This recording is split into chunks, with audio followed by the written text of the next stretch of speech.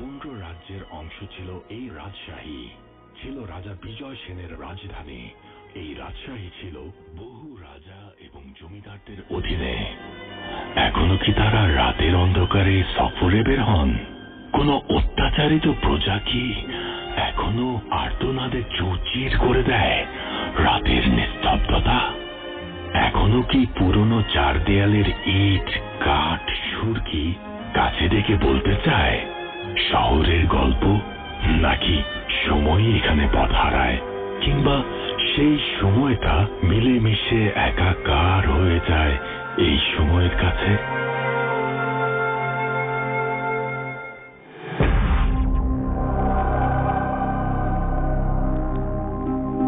এই সময়ের কাছে,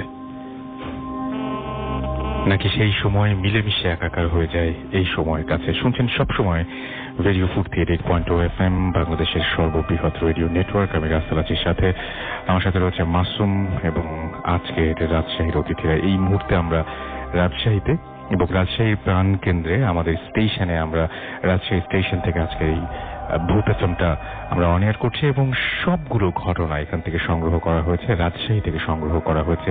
রাজশাহীর মানুষেরা সেই ঘটনাগুলো শেয়ার করবেন আপনাদের সাথে, যারা এখানে থাকেন, যারা এই ভয়ের সাথে অতি পরিচিত এবং এই ভয়ের সাথে বেড়ে ওঠা, এই ভয়কে বুকে ধরেই বেঁচে থাকা।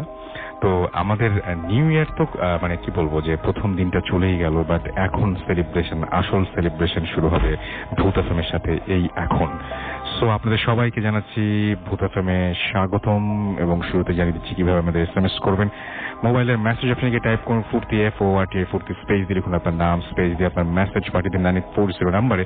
আমাদেরকে ইমেল করতে চাইলে আমাদের ইমেল অ্যাড্রেস হচ্ছে bhutfm@radiofurti.fm, which is BHOOTFM@radiofurt.fm। আপনার নাম, ঠিকানা এবং ফোন নাম্বার সহ আপনার জীবনে ঘটে যাওয়া বা আপনার জানা সেরা ঘটনা লিখে পাঠিয়ে দিন আমাদের কাছে। ঘটনার শুরুতে অবশ্যই উল্লেখ করুন যে এই ঘটনাটি আপনি স্টুডিওতে এসে শেয়ার করতে চান, নাকি আপনি চান আপনার ঘটনা আমরা পড়ে শোনাই। যারা দেশের বাইরে রয়েছেন তাদেরকে বলবো যে আপনারা সরাসরি অডিও ক্লিপ পাঠিয়ে দিতে পারেন, অথবা আপনার ঘটনাটা রেকর্ড করে পাঠিয়ে দিতে পারেন আমাদের কাছে। এবং আমার মনে হয় যে ফেসবুকে যদি আপনারা কানেক্টেড থাকতে চান তাহলে চলে যান আমাদের ফেসবুক পেজগুলোতে, www.facebook.com/radio.furti এবং www.facebook.com/bhutfm.russell, এই দুটো অ্যাড্রেসে। এবং আজকে রাজশাহীর অসংখ্য ঘটনা আমরা পেয়েছি এবং এইখানে ঠিক যেমন এখানে এসছেন দুইজন আমাদের ডক্টর এখানে আছেন, যারা মেডিকেল, রাজশাহী মেডিকেল বা রাজশাহীর এইখানকার ঘটনা বলবেন, যে ঘটনাগুলো ম্যাক্সিমামই আপনারা খুব পছন্দ করেন, লাশ রিলেটেড। আমরা অলরেডি আমাদের ফেসবুক পেজে সেই ব্যাপারে লিখেওছি। এবং এছাড়াও এখানে রাজশাহী শহরের আনাচে কানাচে ছড়িয়ে থাকা নানান ধরনের ঘটনা, নানান কিছু আমরা জানবো। এবং এই শহরটা আমরা আলো চকচকে ঝকঝকে যে শহর দেখি, সেই শহরের অন্তরালেও নানান ধরনের ঘটনা লুকিয়ে আছে এবং শহরের সবকিছু তার পরিবর্তন করা যায় না এবং আলো দিয়েও সব অন্ধকার ঢেকে ফেলা যায় না। আমি অন্ধকার বলতে সেই অন্ধকারের কথা বলছি যে অন্ধকারকে আমরা ভয় পাই। আমরা শুনবো সেই সমস্ত কথা এবং আমাদের প্রথম অতিথি আজকে ডক্টর আহসান, তার কাছে যাবো। Doctor Ahsan, welcome to Bhoot FM এবং অনেক কষ্ট করে এসেছেন। Thank you very much. অনেকক্ষণ ধরে আপনার সাথে কথা হচ্ছিল। সো কেমন আছেন? থ্যাংক ইউ রাসেল ভাই, আল্লাহর রহমতে অনেক ভালো আছি। আপনাদের সাথে থাকতে পেরে আমার আরো বেশি ভালো লাগছে। আমারও খুব ভালো লাগছে। এবং আমরা এই ফাঁকে আপনার ঘটনা শুরু করার আগে বলে দিই, আগামী সপ্তাহে আমরা আসছি কক্সবাজারে এবং এইখানে রাজশাহী শহরের যারা আছেন তাদের সবাইকে থ্যাঙ্কস জানাতে হয় একটা কারণে, একটা বিশেষ কারণে। সেটা হচ্ছে যে আমরা সারা সপ্তাহে সমস্ত বাংলাদেশ থেকে যে পরিমাণ ইমেইল পাই, এই সপ্তাহে আমরা রাজশাহী থেকে তার চেয়ে বেশি ইমেল পেয়েছি। রাজশাহীবাসীরা এইভাবে সাড়া দিয়েছেন। আমার বিশ্বাস যে কক্সবাজারে যারা রয়েছেন তারাও ঠিক একইভাবে আমাদেরকে সাড়া দেবেন। আমাদের অ্যাড্রেসটা আরেকবার মনে করিয়ে দিই, bhutfm@radiofurti.fm, which is BHOOTFM@radiofurti.fm। আমরা চলে যাচ্ছি ডক্টর আহসানের কাছে তার ভয়ঙ্কর ঘটনা শুনতে। হ্যালো লিসেনার্স, আমি Ahsan Habib, second year MBBS student of Rajshahi medical college and my home town Kushtia. Russell ভাই, আমি বিলম্ব না করে ঘটনায় সরাসরি চলে যাচ্ছি। ঘটনাটা ঘটে আমাদের রাজশাহী মেডিকেলের বর্তমানে দায়িত্বরত দুইজন ডোমের সাথে। আর যেহেতু এটি একটি বাংলাদেশের অন্যতম প্রসিদ্ধ এবং বড় মেডিকেল কলেজ, এখানে প্রতিনিয়ত প্রতিদিনই অসংখ্য একাধিক লাশ আমাদের মর্গে আসে পোস্টমর্টমের জন্য। আর এই কাজগুলো তাদের করতে হয়, এ সময় অনেক সময় আনইউজুয়াল অনেক কিছু ঘটে যায়, তারা আমাদের শেয়ার করেন না, কিন্তু আমি অনুরোধ করাই তারা আমাকে কিছু ঘটনা শেয়ার করেছেন যেগুলো আমি আপনাদের কাছে এখন তুলে ধরছি। ঘটনাটি যেদিন ঘটে সেদিন দুইজন মানুষের অপমৃত্যুকে কেন্দ্র করে।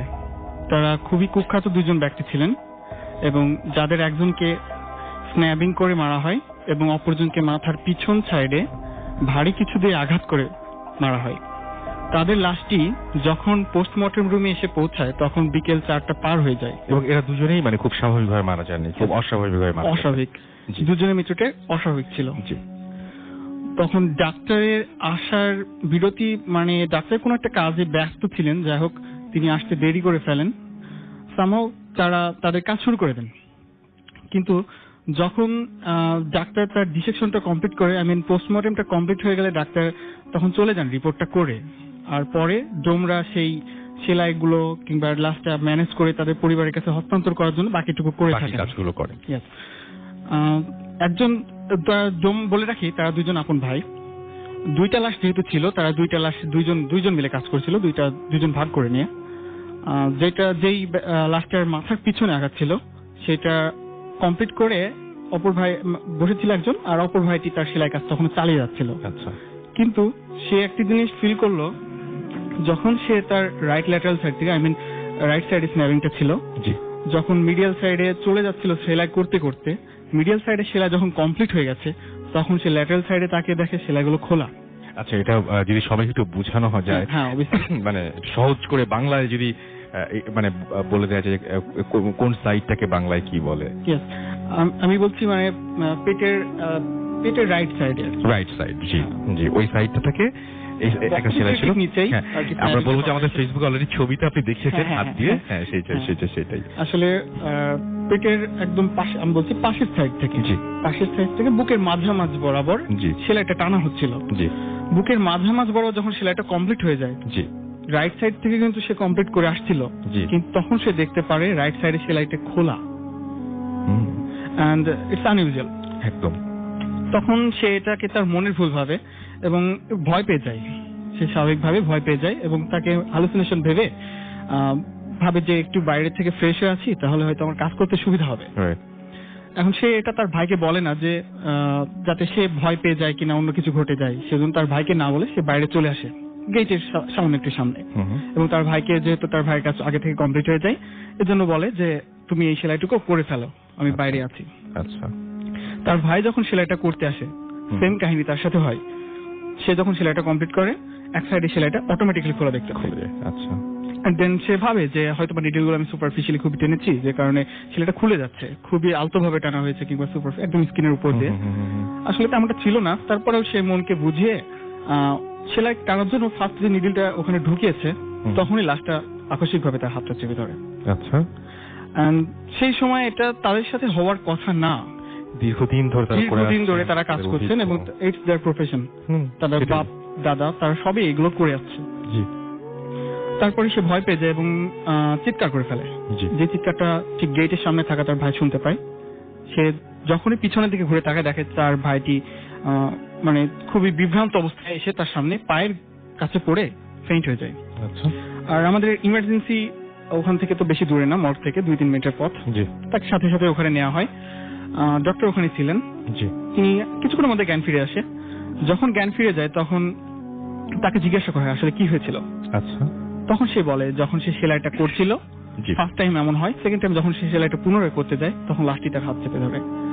এন্ড আপনি জেনে অবাক হবেন যে আসলে তার হাতে তখনও 3টা আঙ্গুলের ছাপ পাওয়া গিয়েছিল। একদম, সেটা ওই সময় কর্তব্যরত চিকিৎসক দেখেছিলেন। এখানে হ্যালুসিনেশনের কোনো প্রশ্নই আসে না। যদি হতো, আর সবচেয়ে বড় কথা হ্যালুসিনেশন কখন হয়, যখন হচ্ছে মানুষজন মানে কি বলবো, উনি তো নার্ভাস ছিলেন না। ডেফিনেটলি আসলে হ্যালুসিনেশনটা হয় সাধারণত আমাদের দেহে যে ইলেকট্রোলাইট আছে, অনেকগুলো ইলেকট্রোলাইট আমাদের দেহে আছে, সেগুলো ইলেকট্রোলাইট ইমব্যালেন্স হলে তখন হ্যালুসিনেশন হয়। বাট তারা ওখানে প্রফেশনাল, তারা ওইগুলো করে, তাদের হওয়ার কোনো প্রশ্ন আসে না। আর ওটা তেমন সিরিয়াস কিছু ছিল না, আমি বলেছি আগেই, পেটে স্ন্যাপিং ছিল জাস্ট এতটুকু, ওটুকু তেমন বড় কিছু না। কিন্তু ঘটনাটা এখানে শেষ হয়ে গেলে পারতো।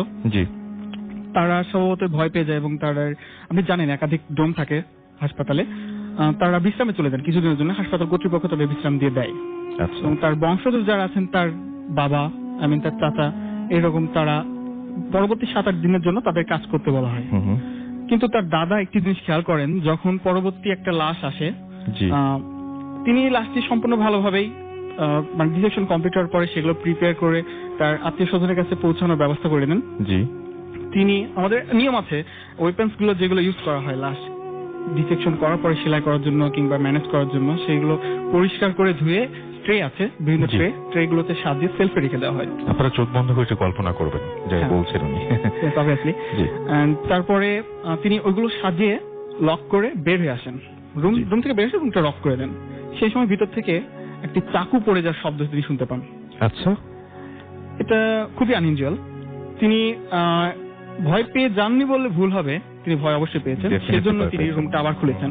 খুলে দেখেন যে চাকুটি তিনি সবেমাত্র ওখানে রেখে গিয়েছেন সেটা নিচে পড়ে আসে। বাট আমি বলতে চাই, আমাদের রাজশাহী মেডিকেল কলেজের যে মর্গটা আছে খুবই অত্যাধুনিক, আর এখানে ভিতরে কোনো একটি ইঁদুর ঢোকারও সম্ভাবনা নেই বললেই চলে, এটা এতটাই অত্যাধুনিক। কিন্তু তারপরেও এটা কিভাবে পড়বে, ওখানে বাতাস নেই, চারদিক থেকে আটকানো, এত বড় একটা ওয়েপন, তাও আবার ট্রে চারপাশে তো বাউন্ডারি করা থাকে, উঁচু থাকে, ওটার থেকে চাকুটা পড়ার কথা না। যাই হোক, সেটা মানে সেটা নিজের ভুল মনে করে সেটা এড়িয়ে যায় এবং আবার চাকুটি যথাস্থানে রেখে বের হয়ে এসে লক করে। কিন্তু রাসেল ভাই সেম কাহিনী, আবার তিনি আবার চাকুর শব্দ শুনতে পান, যেটা আসলে খুবই তার জন্য ভয়ঙ্কর ছিল। সে ওই দিন চাকটা না তুলেই চলে আসে, তিনি আর দ্বিতীয়বার ঢোকার সাহস পাননি।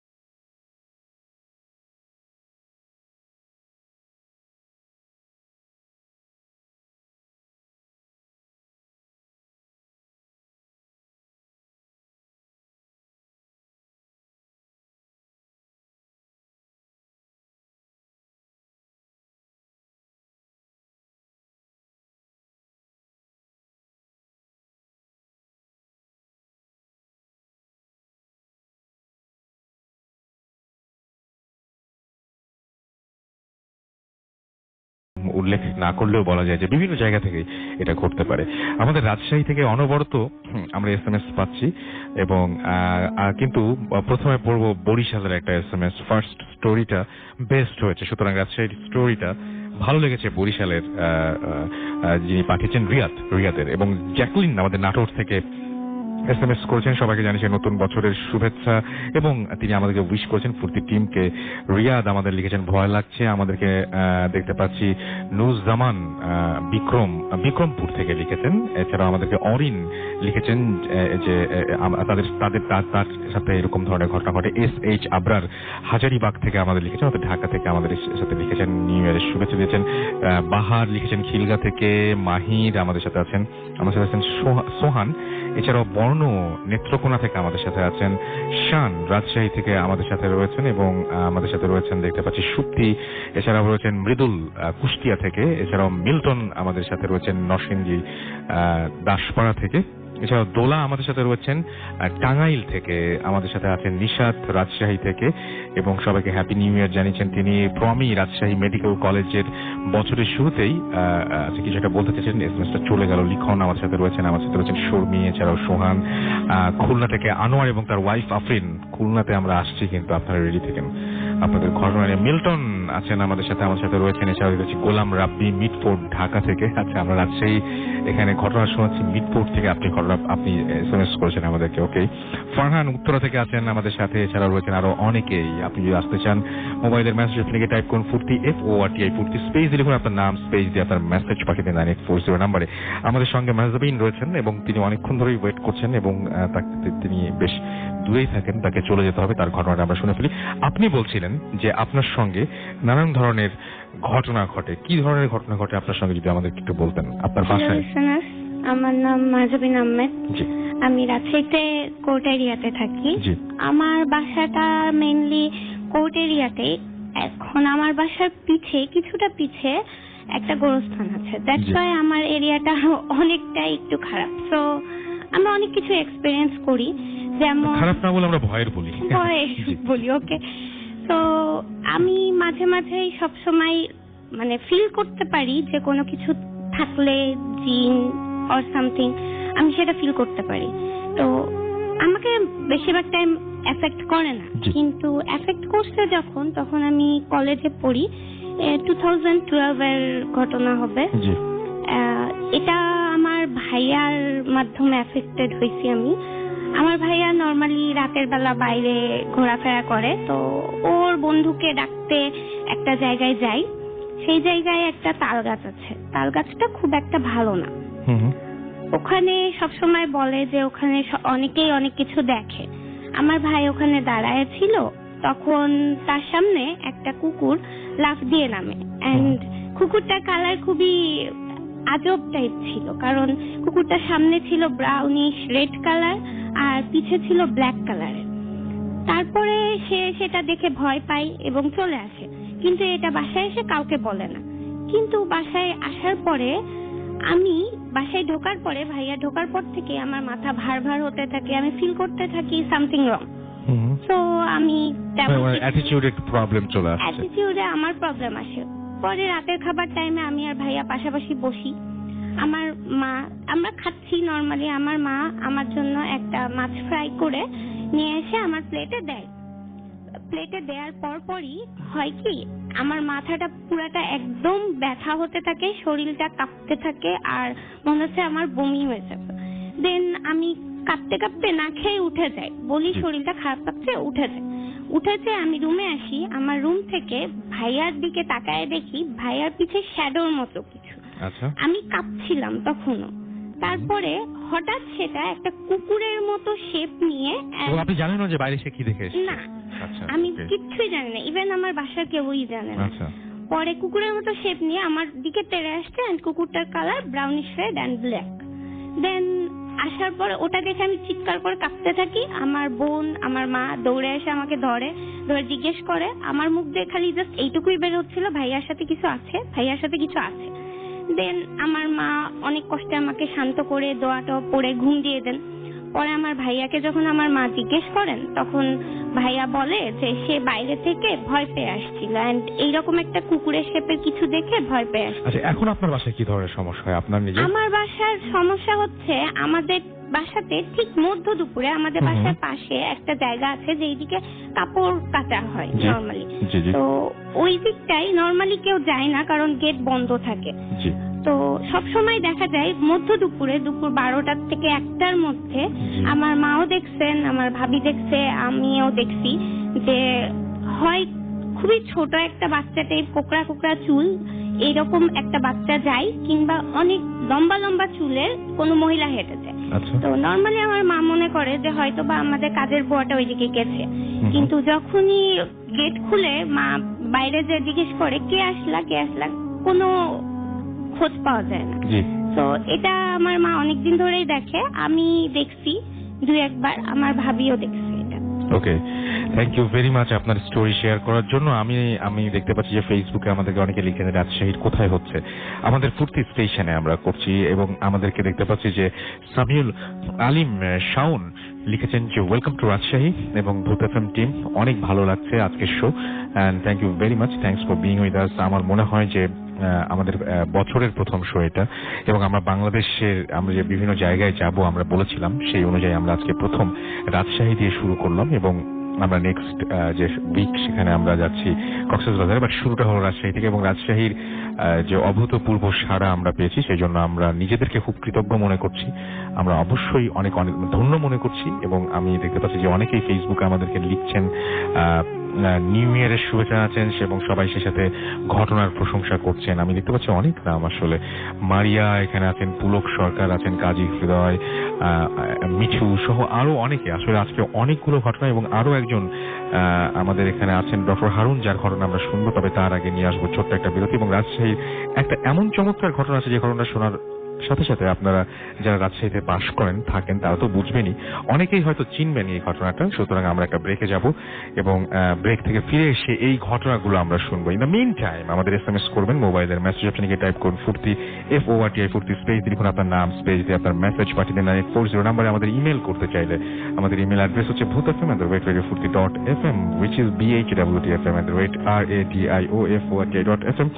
আপনার নাম, ঠিকানা এবং ফোন নাম্বার সহ আপনার জীবনে ঘটে যাওয়া সেরা ঘটনা লিখে পাঠিয়ে দিন আমাদের কাছে, এবং ঘটনার শুরুতে অবশ্যই আপনার নাম এবং ঠিকানা উল্লেখ, আপনার এখানে এসে শেয়ার করতে চান কিনা সেটা উল্লেখ করুন। আমাদের ফেসবুক পেজের লিঙ্ক তো আপনারা জানেননি। আমরা চলে যাবো একটা বিরতিতে, ফিরে আসছি একটু পরে। স্টে টিউন টু রেডিও ফুর্তি এন্ড ডোন্ট স্টপ দ্য ফুর্তি।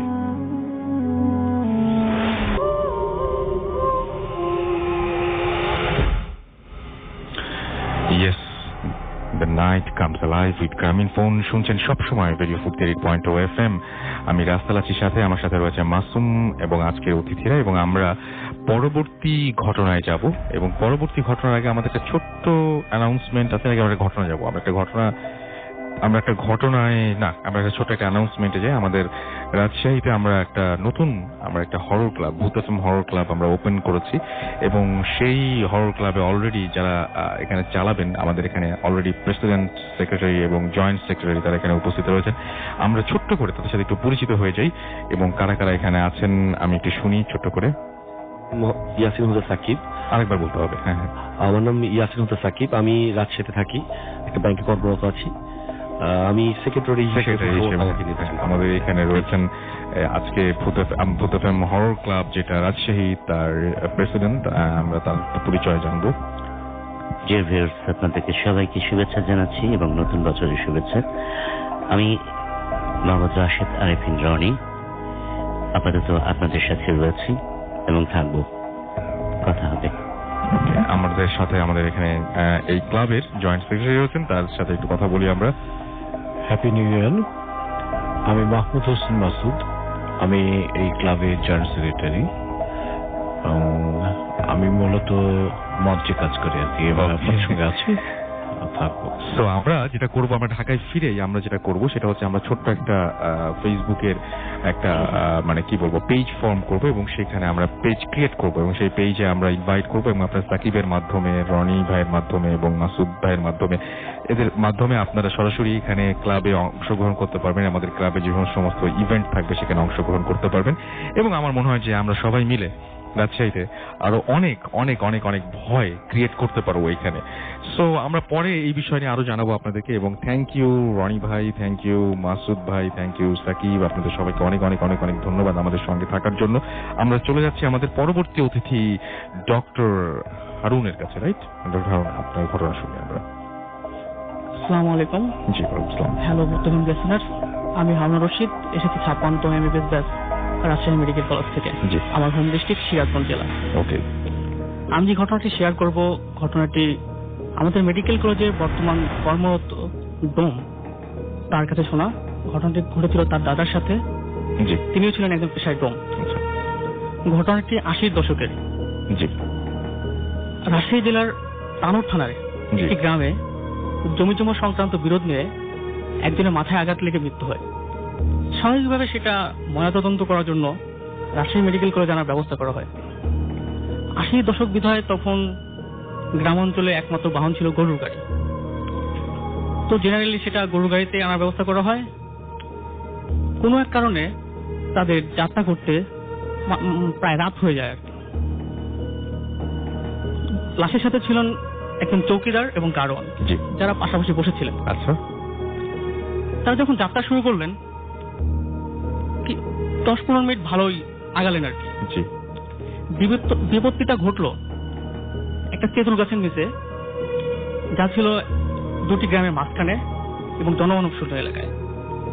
সেখানে এসে গরুগুলো হঠাৎ থেমে গেল। তখন চালক, গাড়োয়ান আর কি, তিনি গরুগুলোকে মারতে থাকলেন সামনে আগানোর জন্য, কিন্তু গরুগুলো কিছুতে সামনে আগাচ্ছিল না। তখন চৌকিদার এবং গাড়োয়ান গরুগুলির চাকা কিছুটা আটকে গেছে কিনা তা পরীক্ষা করার জন্য পিছনে তাকালেন, কিন্তু পিছনে তাকে তারা যা দেখলেন তা দেখার জন্য তারা দুজনে কেউই প্রস্তুত ছিলেন না। আচ্ছা, তারা দেখলেন লাশটি তাদের দিকে মুখ করে বসে আছে। এটা দেখার পর তারা হতভম্ব হয়ে গেলেন এবং পাশের গ্রামের দিকে ছুটতে শুরু করলেন। ওকে, পাশের গ্রামে গিয়ে লোকজনকে জানালেন তাদের সাথে কি বিস্ময়কর ঘটনাটা ঘটে গেছে। জি জি। তখন গ্রামের লোকজন লাঠিসোঁটা মশাল নিয়ে সেই স্থানে আসলেন। এসে যা দেখলেন তা ছিল আরো ভয়াবহ। আচ্ছা, গরু দুটি মৃত অবস্থায় পড়ে আছে, হুম, আর লাশটি পুরো অবস্থায় শোয়ানো আছে। তারা আকস্মিকতার কারণে রাত্রে পাশের গ্রামে অবস্থান করলেন এবং পরদিন অন্য একটি বাহনের মাধ্যমে লাশটি রাজশাহী মেডিকেল কলেজে আনার ব্যবস্থা করলেন। আচ্ছা, ঘটনাটা এখানে শেষ হয়ে গেলেই পারত, কিন্তু যা ঘটলো তা হচ্ছে আরো ভয়াবহ। চৌকিদার এবং গাড়োয়ান তার দুজনে মারাত্মক জ্বরে আক্রান্ত হলেন। জি, প্রায় 15 দিন ভোগার পরে চৌকিদারটি মারা গেলেন, আচ্ছা, কিন্তু গাড়োয়ানটি সুস্থ হয়ে গেলেন। মাঝে মাঝে তিনি স্বপ্ন দেখতে শুরু করলেন সেই লাশটিকে, যা বিভৎস হাসিতে তাকে বলছে, আমি তোর গাড়িতে আবার উঠতে চাই। আচ্ছা, এরপর চালকটি গাড়ি চালানো বাদ দিয়ে দেন। আচ্ছা, লাশটি রাজশাহী মেডিকেল কলেজ আনা হয় এবং ডোম সমাজে একটা প্রচলিত ধারণা আছে, জি, যে সকল লাশ এরকম শয়তান হয়ে যায় তাদের পায়ের গোড়ালিতে আর কি পেরেক ঢুকিয়ে দিলে এটা সবচেয়ে ভয়ঙ্কর পার্ট। হ্যাঁ, তারা নাকি আর শয়তানি করতে পারে না। জি, তো লাশটির সাথে তাই করা হয় এবং তার লাশটির দুই পায়ে পেরেক ঢুকিয়ে তার স্বজনদের মাঝে হস্তান্তর করা হয়। পেরেক ঠুকে দেওয়া হয় পায়ের মধ্যে? হ্যাঁ, পায়ের গোড়ালিতে। আচ্ছা, পায়ের গোড়ালিতে হ্যাঁ, পেরেক ঠুকে দেওয়া হয়। এখানে আর কি ম্যালিউল আছে। আচ্ছা, ওকে, ওইখানে ঠুকে দেয়। ওকে, অনেক ধন্যবাদ ডক্টর হারুন আপনাকে। আর আমি স্পেশালি থ্যাঙ্ক জানাবো আমার ফ্রেন্ডদের যারা আমাদেরকে ইন্সপায়ার করেছে, বিশেষ করে 56তম ব্যাচের সকলকে।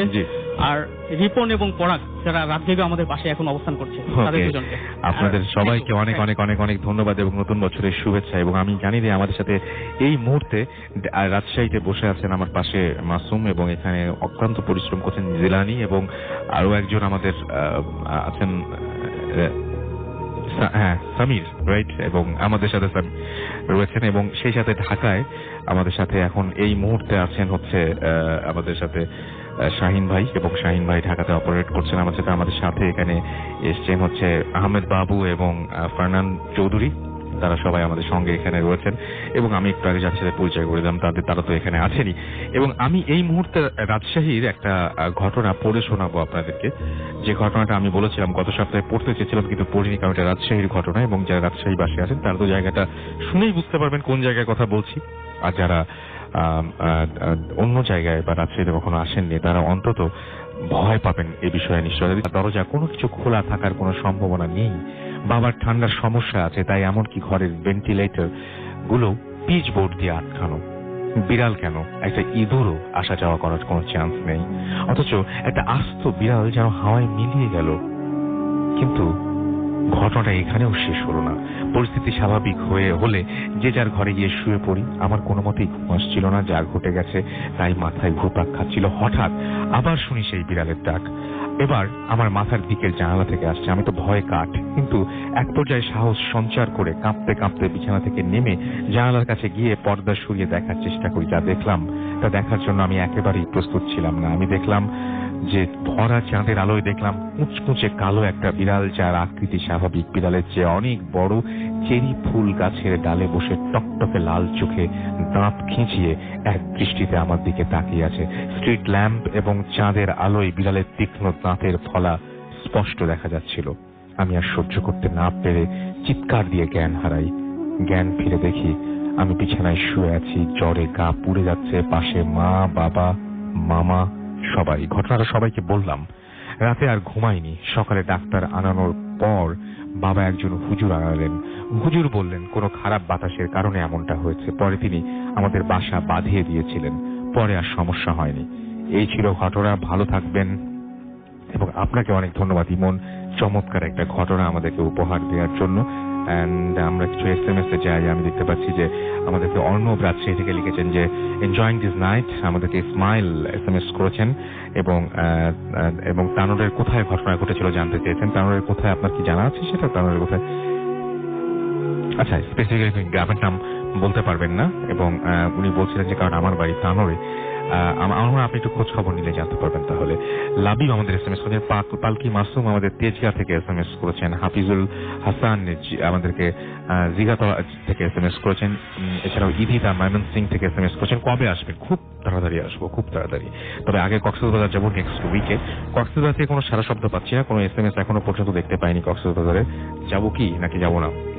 কাশফিয়া আমাদের SMS করেছেন এবং আমাদেরকে SMS করেছেন দেখতে পাচ্ছি আসিফুজ্জামান। আচ্ছা, কাশফিয়ার মেয়ের বার্থডে ছিল এবং আমাদেরকে আচ্ছা না সরি আমাকে আমার মেয়েকে শুভেচ্ছা দিয়েছেন। Thank you very much. Asifuzzaman Adnan আমাদের SMS করেছেন ময়মনসিং থেকে।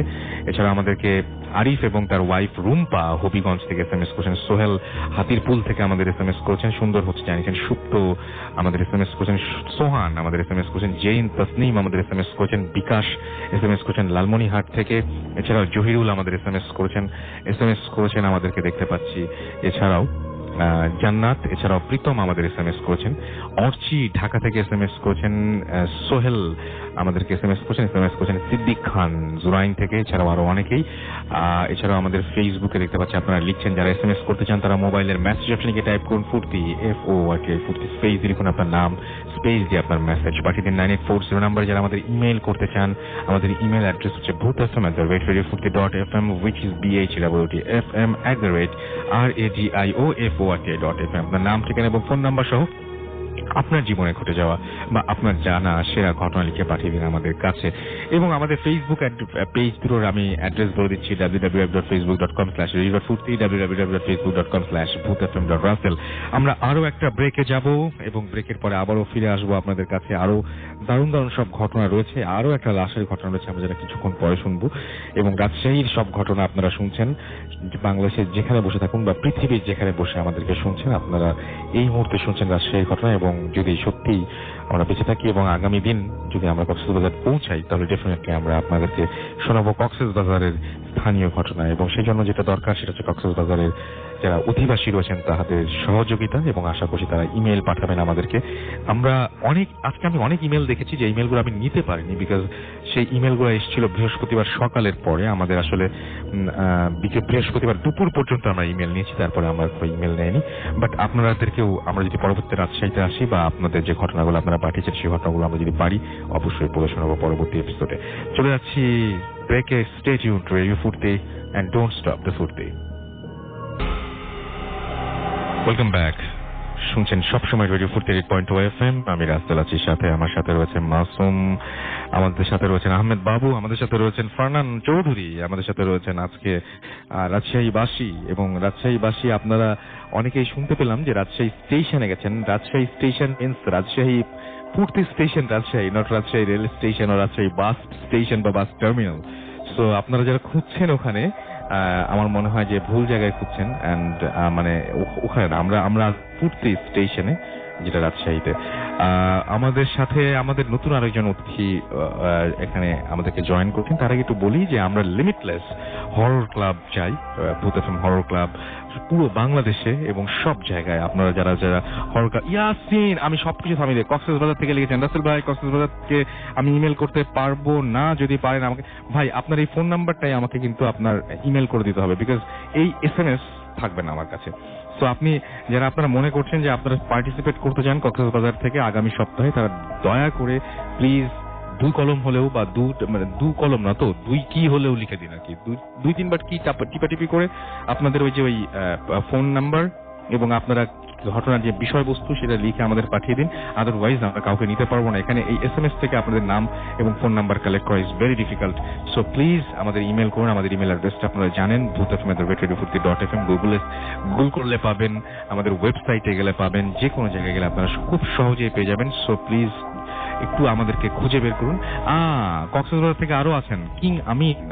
কক্সবাজার তো অনেকে, আমরা রাজশাহী থেকে যেরকম সারা পেয়েছিলাম কক্সবাজার থেকে অলরেডি পাচ্ছি।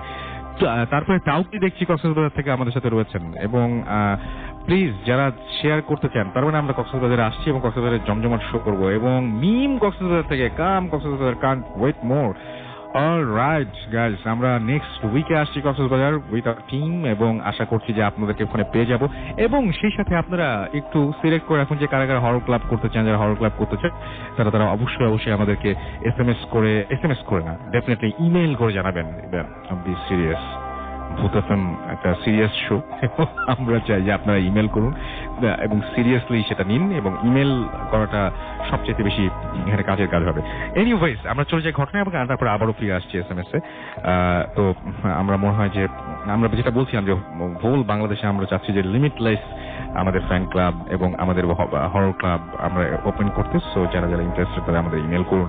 আমরা চলে যাই পরবর্তী আমাদের অতিথির কাছে। তার নাম হচ্ছে মেহেদি। এবং মেহেদি, আপনি একটা মর্গ নিয়ে ঘটনা বলবেন। আসলে মর্গের ঘটনা প্রচুর পাচ্ছি আমরা এবং সেটা খুব ভালোই। এবং রাজশাহীতে কিন্তু অনেক একটা সময় বলা হতো যে রাজশাহী শহর পুকুরের শহর, প্রচুর পুকুর ছিল এখানে এবং সেই পুকুরগুলো নিয়েও নানান ধরনের গল্প রয়েছে। কোনো পুকুরের নিচে কুয়া, কোনো পুকুরের নিচে নাকি শিকল দিয়ে টেনে নিয়ে যায়, এরকম নানান ধরনের ঘটনা রয়েছে রাজশাহীকে নিয়ে। আই এম শিওর যে আপনারা যারা আছেন, তারা যারা শুনছেন এই মুহূর্তে রাজশাহী থেকে, তারাও জানেন। SMS এর মাধ্যমে শেয়ার করতে পারেন, আমাদেরকে ফেসবুকে শেয়ার করতে পারেন, আমাদেরকে ইমেল করতে পারেন। তবে তার আগে আমরা মেহেদির ঘটনা শোনাবো। মেহেদি, কোথায় ঘটেছিল আপনার এই ঘটনাটা? রাসেল ভাই, আসলে ঘটনাটি ঘটা রাজশাহী মেডিকেল কলেজ, আমার এক বড় ভাইয়ের কাছে। মানে আমি একটা যখন আমি প্রথম আইএসটিতে যখন আমি ভর্তি হই, তখন আমি আপনার 0 পয়েন্ট এখানেই আমি একটা মেস ভাড়া নিই। মেসের একটা বড় ভাই ছিল, মানে একটা আমরা কোথায় ঘটেছে কি ঘটেছে সব ডিটেইল বলবো না, আসলে ঠিকানাগুলো বলার দরকার নেই, আপনি জাস্ট ঘটনাটা বলেন, সবাই বুঝতে পারছে রাজশাহীতে ঘটেছে। আসলে আমার ভাই আমাকে যেভাবে শেয়ার করেন সেভাবে বললাম রাসেল ভাই। জি রাসেল ভাই, আমার ভাইয়া একদিন হঠাৎ করে খবর আসে তার একটা রিলেটিভ অ্যাক্সিডেন্ট করেছে, খুব মারাত্মক অ্যাক্সিডেন্ট। তো রাত 10টার দিকে তার কাছে আরেকটা খবর আসে, খুব মর্মান্তিক খবর, যে সে মারা গেছে। তো সে অনেক আপসেট হয়ে পড়ে। তো মেসে যারা ছিল তারা ধরেন তাকে অনেক করার পরে সাথে সাথে সে মেডিকেল কলেজে চলে যায় তার গেস্টকে দেখতে।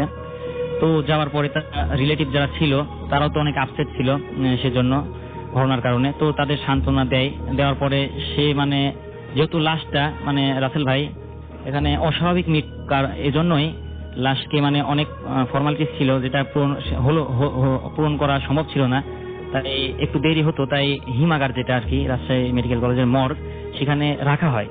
তো রাসেল ভাই সে এই ঘটনা শোনার পর লাশটা কোথায় আছে সেই জিনিসটা জেনে, তো কাউকে না বলে সে সরাসরি সেই মর্গে যায় এবং যে সে হয়তো ভাবে যে সেখানে হয়তো সিকিউরিটি আগস্টিক সিকিউরিটি থাকবে, তো সিকিউরিটি থেকে সে হয়তো বা ঘুষ বা কোনো এরকম কিছু একটা দিয়ে তার লাশটা দেখবে, সে কেবিন নাম্বারটা নিয়ে যায়। তো রাসেল ভাই যে কথা সেই কাজ তিনি চলে যায়। ওখানে যাওয়ার পরে সে দুর্ভাগ্যজনকভাবে ওখানে দেখে যে ওখানে কোনো সিকিউরিটি সেদিন ছিল না। পরে জানা যায় সিকিউরিটি একটু প্রাকৃতিক কাজে একটু সাড়া দিয়েছিল, তাই একটু বাইরে ছিল। তো রাসেল ভাই সে ওখানে দাঁড়িয়ে থাকে, সেও একটু আপসেট ছিল, সে ভাবছিল লাশটা তাকে দেখতেই হবে, কারণ তার আসা পসিবল ছিল না লাশটা দেখার জন্য, কারণ সকালবেলা ভোরেই তার লাশটা নিয়ে রওনা হয় বাসায়। তো যে কথা সেই কাজ, সে ওখানে দাঁড়িয়ে থাকতে থাকতে হঠাৎ পিছন থেকে আসে একটা ডাক পড়ে। মানে তার কাছাকাছি একজন ডাকে তাকে, হ্যাঁ ডাকে, একটা ডাকে।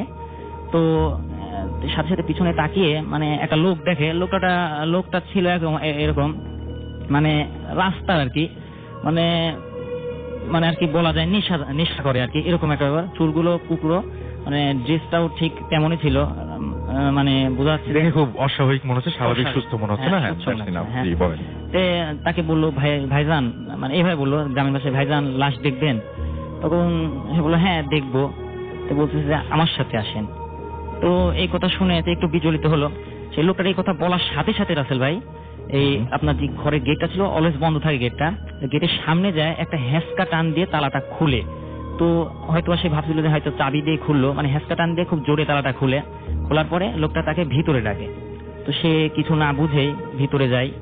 যাওয়ার পরে সে একটা জিনিস খেয়াল করে রাসেল ভাই, একটা অস্বাভাবিক একটা তীব্র গন্ধে, তা মানে সে আমাকে যেভাবে বললো যে তীব্র গন্ধে সেখানে টিকতে পারতেছে না, কিন্তু সেই লোকটা যে ছিল স্বাভাবিক মানুষের মতো আচরণ করতেছে। সে হঠাৎ করে মানে একটা কেবিন খুলে ফেলে লাশের। কেবিন খোলার পরে বলে ভাইজান লাশ দেখবেন? লাশ দেখেন। তো এখানেই তার মনে একটা খটকা লাগে, আমি তো মানে লোকটাকে চিনি না, আর যদি সিকিউরিটি ছাড়া তো এখানে মানে খোলা পসিবল না, কারণ এখানে মানে দালাল রিলেটেড লোক থাকে, কিন্তু তাদের কাছে চাবি থাকাটা পসিবল না, আর পসিবল না মানে থাকবেই না।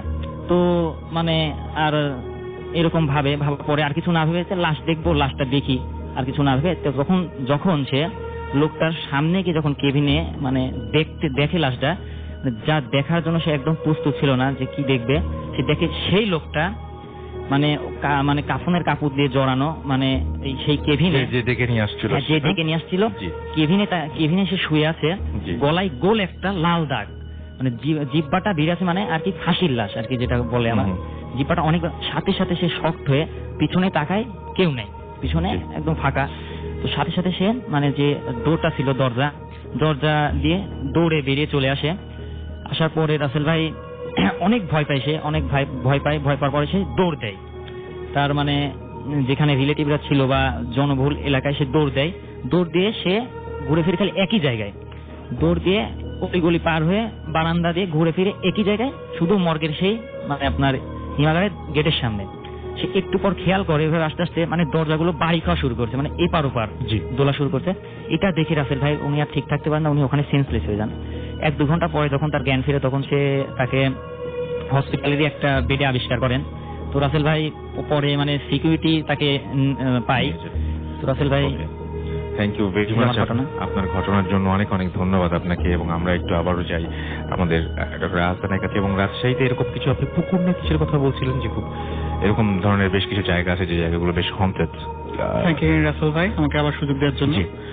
জি, রাজশাহীতে এমন অনেকগুলো পুকুরের নামে আমি শুনেছি যেখানে এমন আনিজ্জল অনেক কিছু ঘটে, যেমন হসপিটালের কথা বলছিলেন আপনি। আমাদের হসপিটালের পাশে যে পুকুরটা আছে, মর্গের পাশে যে পুকুরটা, নার্সিং কলেজের একদম সামনে, ওখানে দায়িত্ব যে গার্ড গুলো আছেন রাতে পাহারা দেন, তাদের মুখ থেকে শোনা, তারা বলেন তারা 4 জন ডিউটি করেন, একজন ভাগ করেন ডিউটিটা, দুইজন এদিকে যাবে, দুইজন অপোজিট সাইডে যাবে, সামথিং।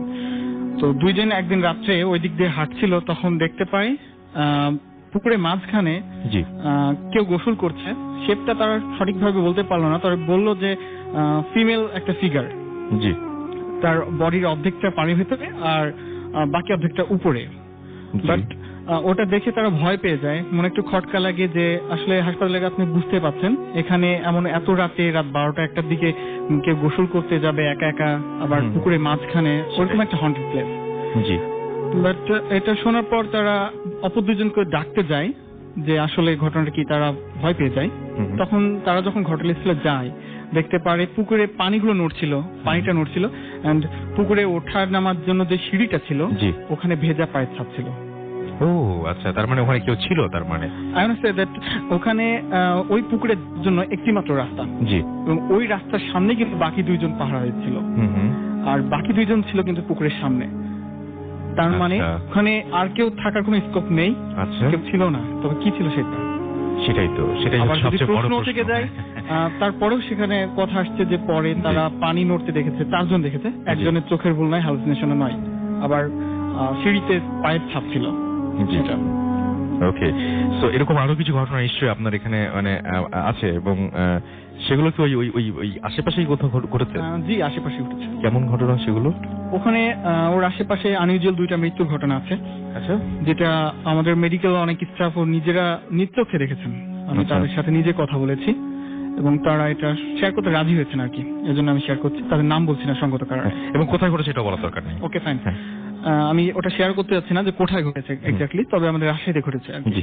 তারা দেখেছেন এরকম কোন একটা 100 প্লেসে হোক একদম ভরা দুপুরে জি একটি 8 থেকে 10 বছরের মেয়ে জি খেলা করছিল।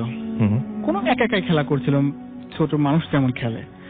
হঠাৎ করে তারা দেখতে পেল তাদের চোখের সামনে মেয়েটি টেনিস বলের মতো মানে উপর থেকে নিচে একবার পড়ছে, নিচ থেকে আবার উপরে উঠে। ও মাই গড, অনবরত মানে এটা হয়ে যাচ্ছে। এই কারণে তারা দেখে ওটা ভয় পেয়ে যায় এবং মেয়েটির কাছে না পৌঁছতেই মেয়েটি ওখানে স্পট ডেথ হয়ে যায়। মানে কেউ মনে হয় মানে তাকে হচ্ছে ওঠাচ্ছিল নামাচ্ছিল, মানে একটা বল বা বাস্কেট বল নিয়ে খেললে যেমন খেললে পারে, আপ ডাউন করে, রাইট রাইট রাইট রাইট, ঠিক এমন কিছু একটা। ওখানে 5-6 জন ছিল মানুষ, তাদের সকলের স্বচক্ষে দেখা। তারা এইভাবে বলেছেন যে ওরকম আপ ডাউন করতে করতে তার মাথা থেকে প্রচুর ব্লিডিং হয়। স্বাভাবিক, আপনি জানেন এটা নিউরোজেনিক শকও হতে পারে, হঠাৎ করে মারা যেতে পারে। ওটা একটা ডেথ হয়। আরেকটি ঘটনা ছিল ওই একই প্লেসে, জি, তার 5 থেকে 6 বছর আগে। ওখানে একটি ঘোষের ছেলে, তাদের কিছুটা চাষাবাদ ছিল, তার পাশে কিছুটা জায়গা ছিল, জমি ছিল, সেখানে শাকসবজি চাষ করা হতো। আচ্ছা, সেই ছেলেটি ভরা দুপুরে ওখানে সবজি তুলতে যায়। সবজি তুলতে যখন যায় তখন ওখানে লোকজন ছিল, দিনের বেলা ওখানে লোকজন থাকে। তারা যেটা দেখতে পায়, হঠাৎ করে সেই সবজিগুলো যেগুলো তুলছিল, আমরা ডাটা বলি যেগুলোকে, বেশ লম্বা লম্বা হয়, কিছুটা তোলার পরে ওই সবজিগুলো তার পিঠে বাড়ি দিচ্ছে। আচ্ছা, আমি কেউ যেন তাকে বেদ দিয়ে যেমন টিচাররা স্টুডেন্টদের মারে সেরকম। ও মাই গড, এটা তো খুব ইন্টারেস্টিং ঘটনা। আসলে এটা আমার কাছে ইন্টারেস্টিং লেগেছে। ইন্টারেস্টিং হলো এটা হররিফিক, কারণ তার হাত দিয়ে তো নিজেকে সে আঘাত করবে না কখনোই, একদম। আর নিজের হাত দিয়ে ব্যাকওয়ার্ড সাইডে কখনো আঘাত করা সম্ভব না। বেশ কয়েকটি, তারা বললো প্রায় 7-8টি ওরকম ডাটা তার পিঠে আঘাত করছে, কিন্তু কেউ সেটা মানে কাউকে দেখতে পাচ্ছে না, ওখানে অদৃশ্য। জি, তারপর তারাও সেখানে পৌঁছাতে না পৌঁছাতে সেখানে স্পট ডেথ হয় ওইটা। সেই প্লেসটা এখনো হরিফিক, এন্ড সবাই ওই প্লেসটাই, ওই সেই প্লেসে না, একদম সেই প্লেসে যেখানে একটা মেয়েকে আমরা দেখেছিলাম বাউন্স করতে, ঠিক কয়েক বছর আগে আবার এই ঘটনা সেখানে ঘটেছিল। সো ওই প্লেসটার মধ্যে তার মানে নিশ্চয়ই মানে বোঝাই যাচ্ছে যে ওখানে কোনো একটা সমস্যা। এবং ওই প্লেসটার পুকুরে কিন্তু পাশে, এই প্লেসটা এই পুকুরটার পাশে। ওকে, সো এই তো ঘটনা মোটামুটি।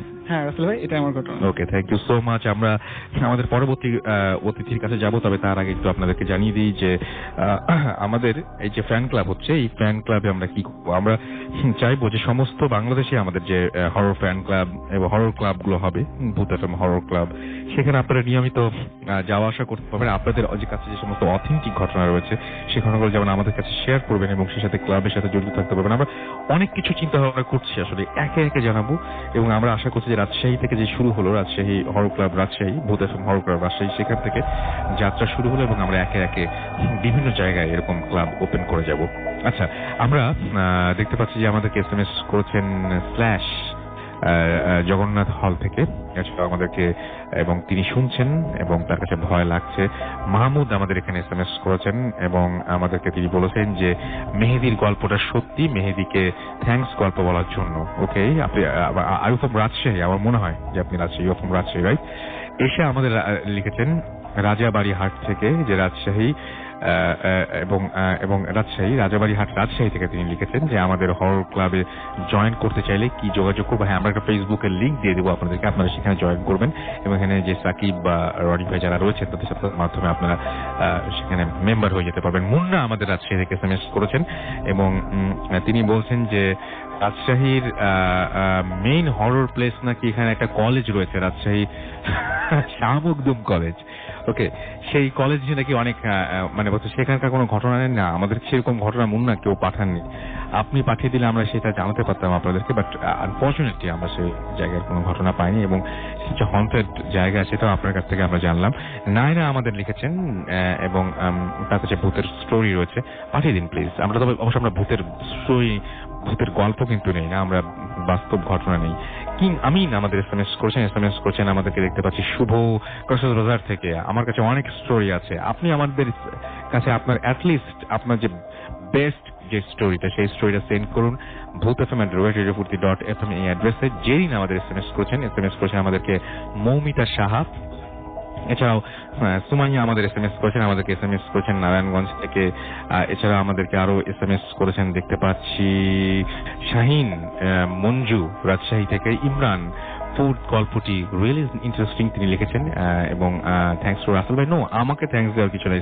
ফোর্থ স্টোরিটা সম্ভবত আমাদেরকে এখন ডক্টর হাসান শোনাচ্ছিলাম, রাইট? আমাদেরকে এছাড়াও দেখতে পাচ্ছি আরো অনেকেই। সুপ্ত ময়মনসিং থেকে এসএমএস করেছেন। ময়মনসিং এ আমরা যাবো, বাট আগে কক্সবাজার আমরা চলে যাবো ঘটনায়। আপনার নামটা একটু প্লিজ বলবেন, কোথা থেকে এসেছেন, তারপর আমরা কথা শুরু করবো। ডিয়ার লিসেনার্স, আমি নাদিম ফ্রম রাজশাহী। তো আমি সরাসরি ঘটনায় চলে যাচ্ছি। প্লিজ শুনি আপনার ঘটনা। তখন আমি ক্লাস 7-এ পড়ি, 2007। তো সেদিন ছিল 1 সেপ্টেম্বর, আমার বড় আপুর বার্থডে। তো আপু সেই দিন হচ্ছে যখন ঘটনাটা শুরু হয় তখন আমি আর আম্মু বাসায় ছিলাম না। আপু ছাদে যায় এই সময় টাইম পাস করছিল, আর আপু বাসায় ছিল। তো সে যখন ছাদে যাওয়ার পরে দাঁড়িয়ে আছে, তো তার কানের কাছে, আপুর কানের কাছে কে জানি এসে বলে, সোনামুখী, আস্তে করে বলে। আচ্ছা। তারপরে সে মনে করে যে নিশ্চয়ই কেউ চিল্লাই বলছে, ওই জন্য আস্তে করে কানের কাছে এসে বাজছে। তারপরে সে পরপর আর 2 বার শুনতে পাই যে তার কানের কাছে এসে স্পষ্ট শুনছে তাকে পরপর 2 বার সোনামুখী আবার বলছে। তো সে দৌড়ে নিচে চলে যায় আব্বুর কাছে। তো আব্বুর কাছে যাওয়ার পরপরই সে একটা জিনিস খেয়াল করে যে তার 2 হাত ভরা চুড়ি। তো সে কিন্তু চুড়ি পরেছিল না, তার হাতে চুড়ি আসলো কি করে? তো সে একটু অবাক হয়। তারপরে সাথে সাথেই বাসার মেন গেটে কর্নার আওয়াজ।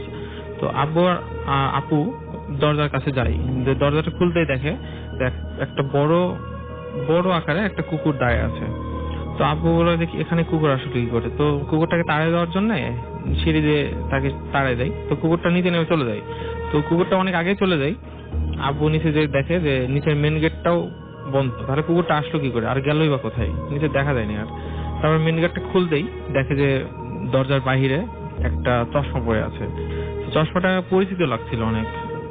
তো চশমাটা কাছে গিয়ে দেখে যে আপু যে চশমাটা সবসময় ইউজ করে ওই চশমাটাই বাইরে পড়ে আছে।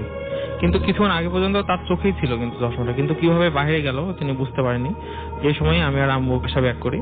বাসা ব্যাক করার পরে আম্মু জিজ্ঞেস করে কি ব্যাপার সবাই নিচে কেন? তারপরে আব্বু বলে যে কিছু না, উপরে আসো। তো উপরে যে সবাই শুনলাম। তো সেই দিনের মতো আর কোনো সমস্যা হয়নি। পরের দিনে আবার ওই সন্ধ্যার দিকেই আব্বু বাসায় ছিল না, আমি আম্মু আর আব্বু বাসায় ছিলাম। তো ওই সময় দেখি যে আমার রুমের লাইট অন অফ হওয়া শুরু হয়েছে। আমার রুমের লাইটটা অন অফ হচ্ছিল, সুইচের শব্দ শোনা যাচ্ছিল। তো রুমে কেউ তো ছিল না, কিন্তু কে অন অফ করছিল। তারপরে আব্বু বাসায় আসলে আব্বু বলে যে না ওসব কিছু না, ওটা ইলেকট্রিক্যাল প্রবলেমের জন্য হতেই পারে, যাতে আমরা কেউ ভয় না পাই, কারণ আমরা ছোট ছিলাম।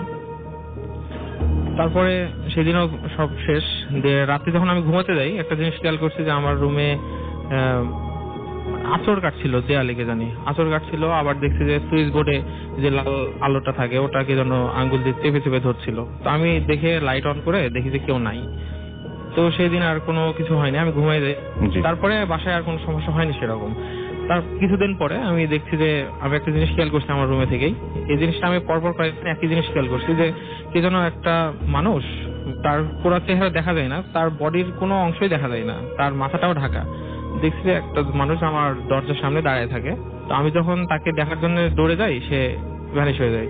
আর একটা জিনিসই দেখছি যে যখন ভ্যানিশ হয় তখনই দেখছি যে জানালা দিয়ে একটা বিড়াল চলে যায়। বিভিন্ন দিন বিভিন্ন কালারের বিড়াল দেখছি আমি। এই জিনিসটা বেশ কয়েকদিন দেখছি। তো আমি একদিন চুপ করে কবিরাজের কাছে যাই। কবিরাজের কাছে যে আমি বিষয়গুলো জানাই, তো কবিরাজ বলে যে তোমার বাসায় অনেক প্রবলেম আছে, তোমার বাসায় যে আছে ও ইন্ডিয়া থেকে আসছে, তোমার আব্বুর সাথে খোঁজ নিয়ে দেখো।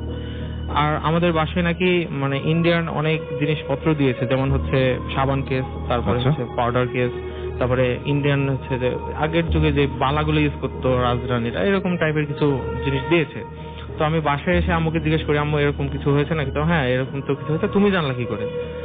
তখন আমি বললাম যে আমি কবিরাজের কাছে গেছিলাম, আমাকে কিছু বলো না, কারণ আমি বললে তোমরা হয়তো যেতে দিতে না। আমি চুপ করে গেছিলাম, ওই আমাকে বলছে। তখন তারপরে আমাকে দেখাই, আমি আসার আগে আপুকে জিজ্ঞেস করলাম যে ওগুলো আছে কিনা আমাদের বাসায়। তারপর বললো হ্যাঁ এখনো আছে।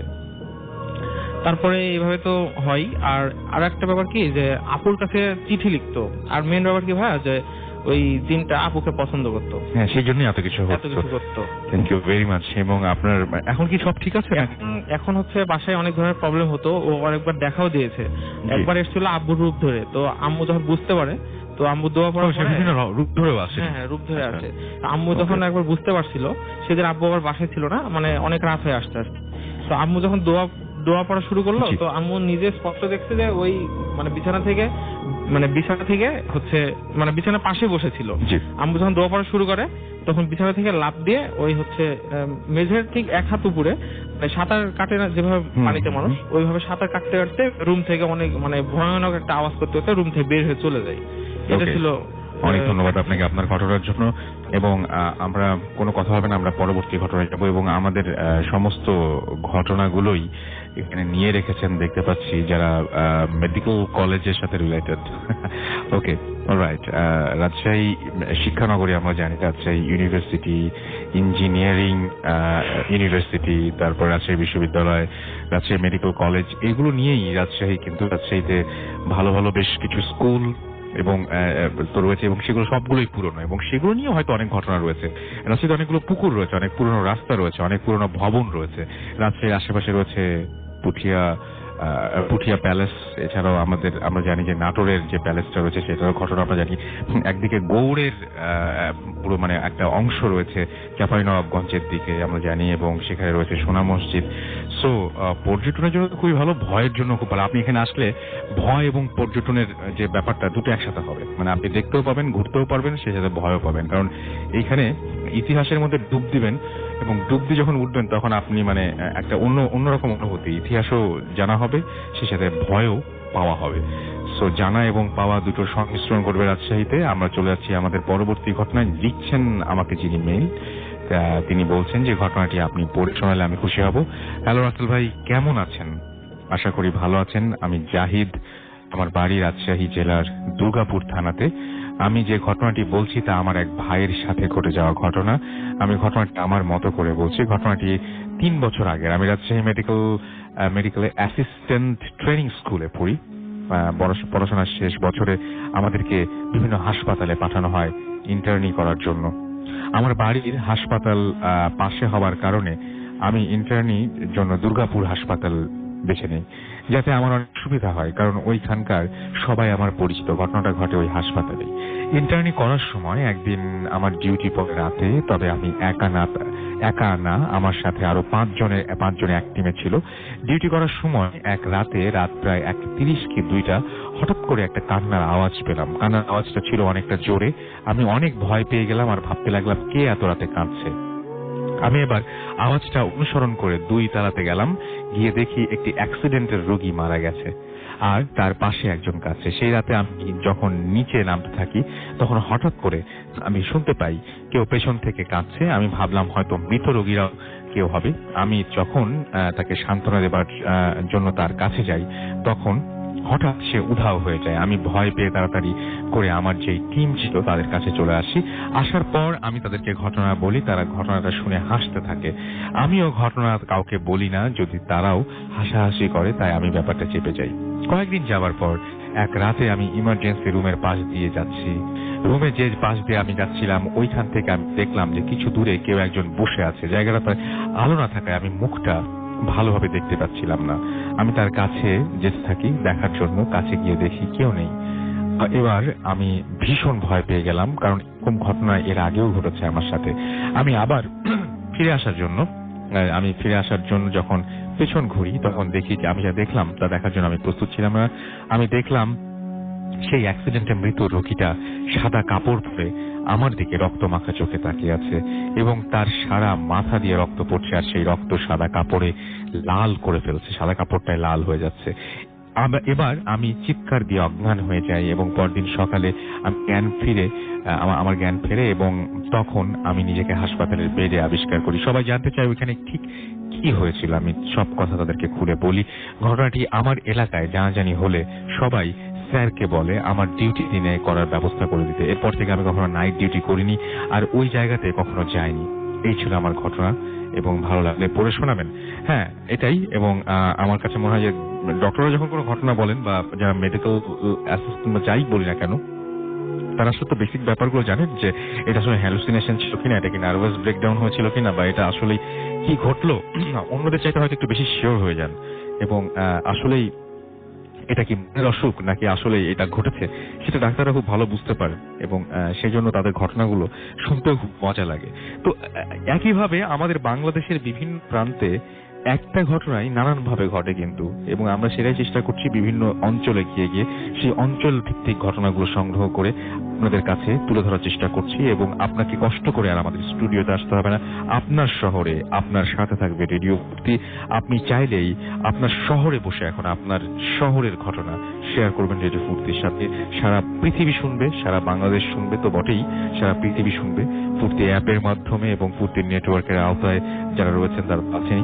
এবং আশা করছি যে আমরা কক্সবাজারও আপনাদের সারা পাবো। আমরা ছোট্ট একটা বিরতি যাবো এবং বিরতি যাওয়ার আগে আপনাদের কাছে SMS চাইবো। আমাদের SMS করতে হলে মোবাইলের মেসেজ আপনাকে টাইপ করুন ফুর্তি FORTI ফুর্তি স্পেস দিয়ে লিখুন আপনার নাম, স্পেস দিয়ে আপনার মেসেজ পাঠিয়ে দেন 9840 নম্বরে।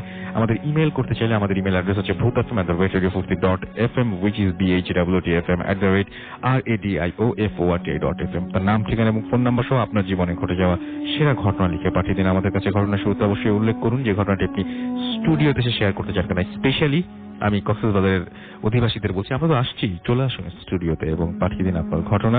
ফেসবুকের লিংক হচ্ছে www.facebook.com/radio.furti এবং www.facebook.com/bhutfm.russell। ছোট্ট একটা বিরতিতে যাচ্ছি। স্টে টিউনড, রেডিও ফুর্তি এন্ড ডোন্ট স্টপ দ্য ফুর্তি।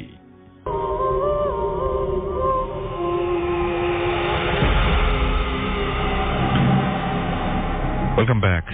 শুনছেন সবসময় রেডিও ফুর্তির 8.2 FM। আমি রাসেল আছি, সাথে আমার সাথে রয়েছে মাসুম এবং আজকের অতিথিরা।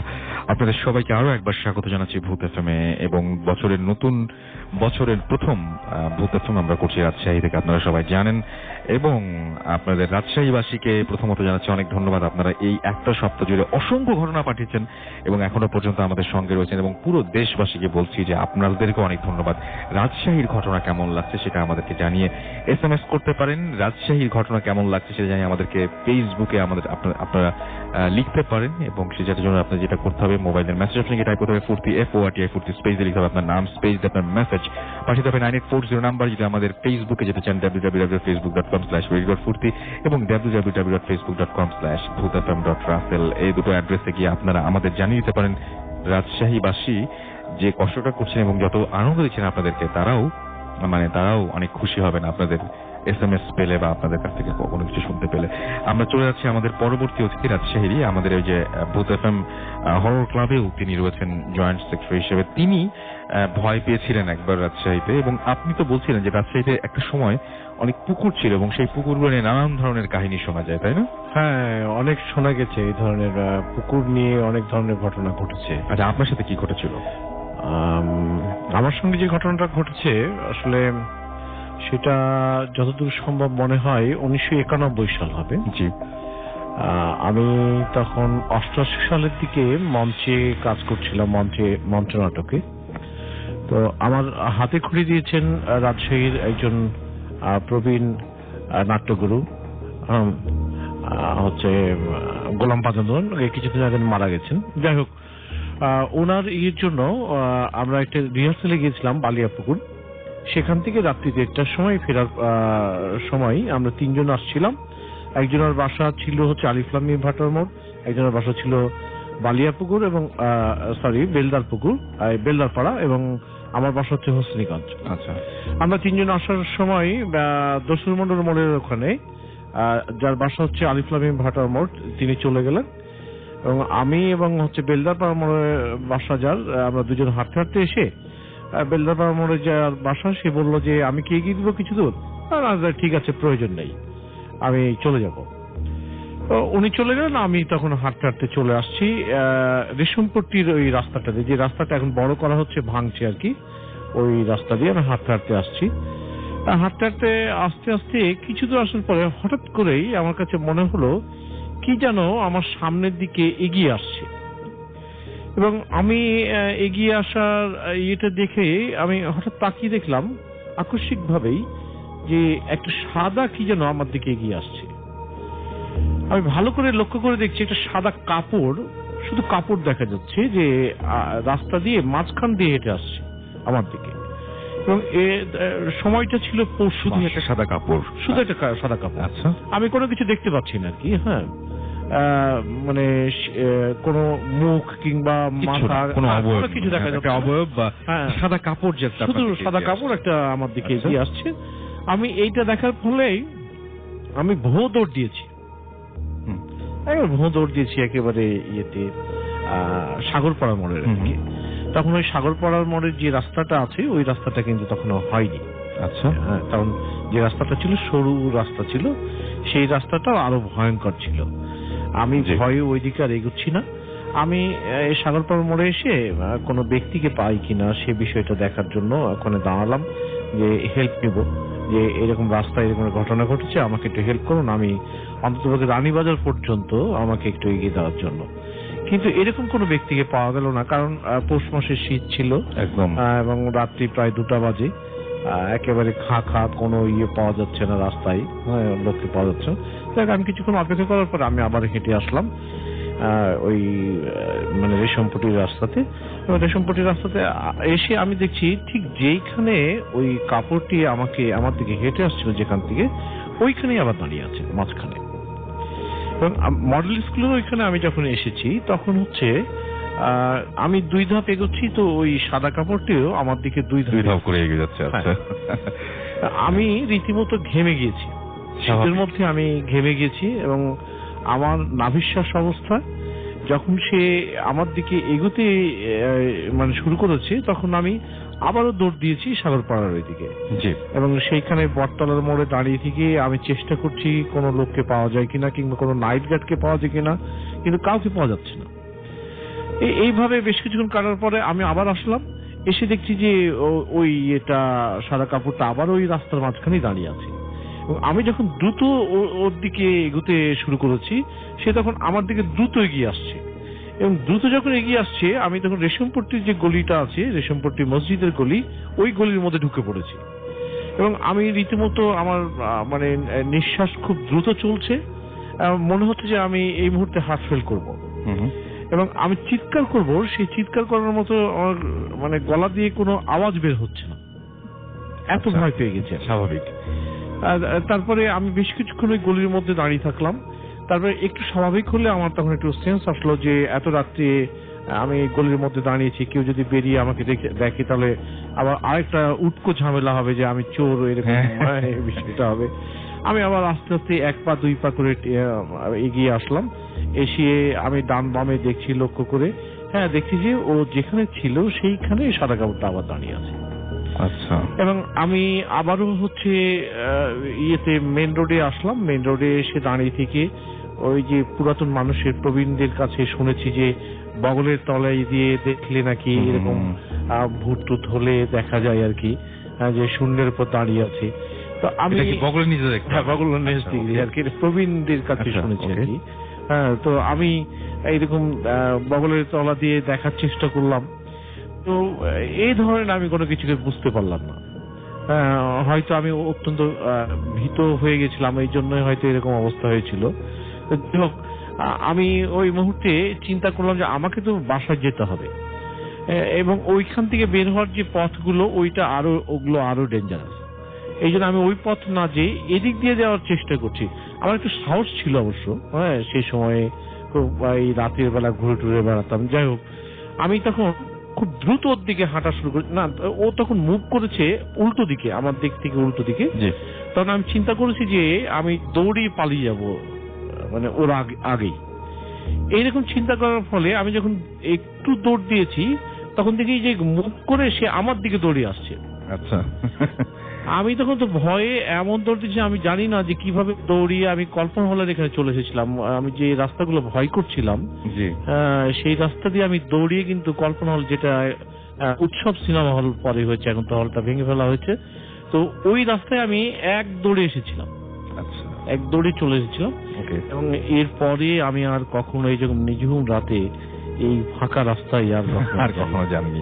আমরা একটু রনি ভাইয়ের কাছে যাই এবং আমরা বলি যে আমার রানী, যে রাজশাহীতে এক সময় অসংখ্য পুকুর ছিল, হ্যাঁ, তো আমার কাছে মনে হয় যে এই পুকুরগুলো নাই, কিন্তু পুকুর নিয়ে তো অনেক কথা শোনা যায়। রাজশাহী অনেক শান্ত শহর, কিন্তু রাজশাহীতে ভয়টা আসলে কেন, মানে ভয়টা কি নিয়ে? ধন্যবাদ রাসেল আপনাকে। আপনি জানেন যে শুরুতে আপনি শুরুটা করেছিলেন এইভাবে যে রাজশাহী বিভাগীয় শহর হলেও ঝলমলে আলোকবাতির পেছনে প্রত্যন্ত অঞ্চলে রয়েছে পোড়োবাড়ি, মজাপুকুর আর ছোটচার জঙ্গল। যাই হোক, এখানে কিন্তু আসলে এখনো সেই ধরনের ঘটনাই ঘটে, যে কাহিনীগুলো সত্যি শুনলে সেটা আঁতকে উঠতে হয়। তো একটা ছোট্ট করে আমি একটা ঘটনা বলি।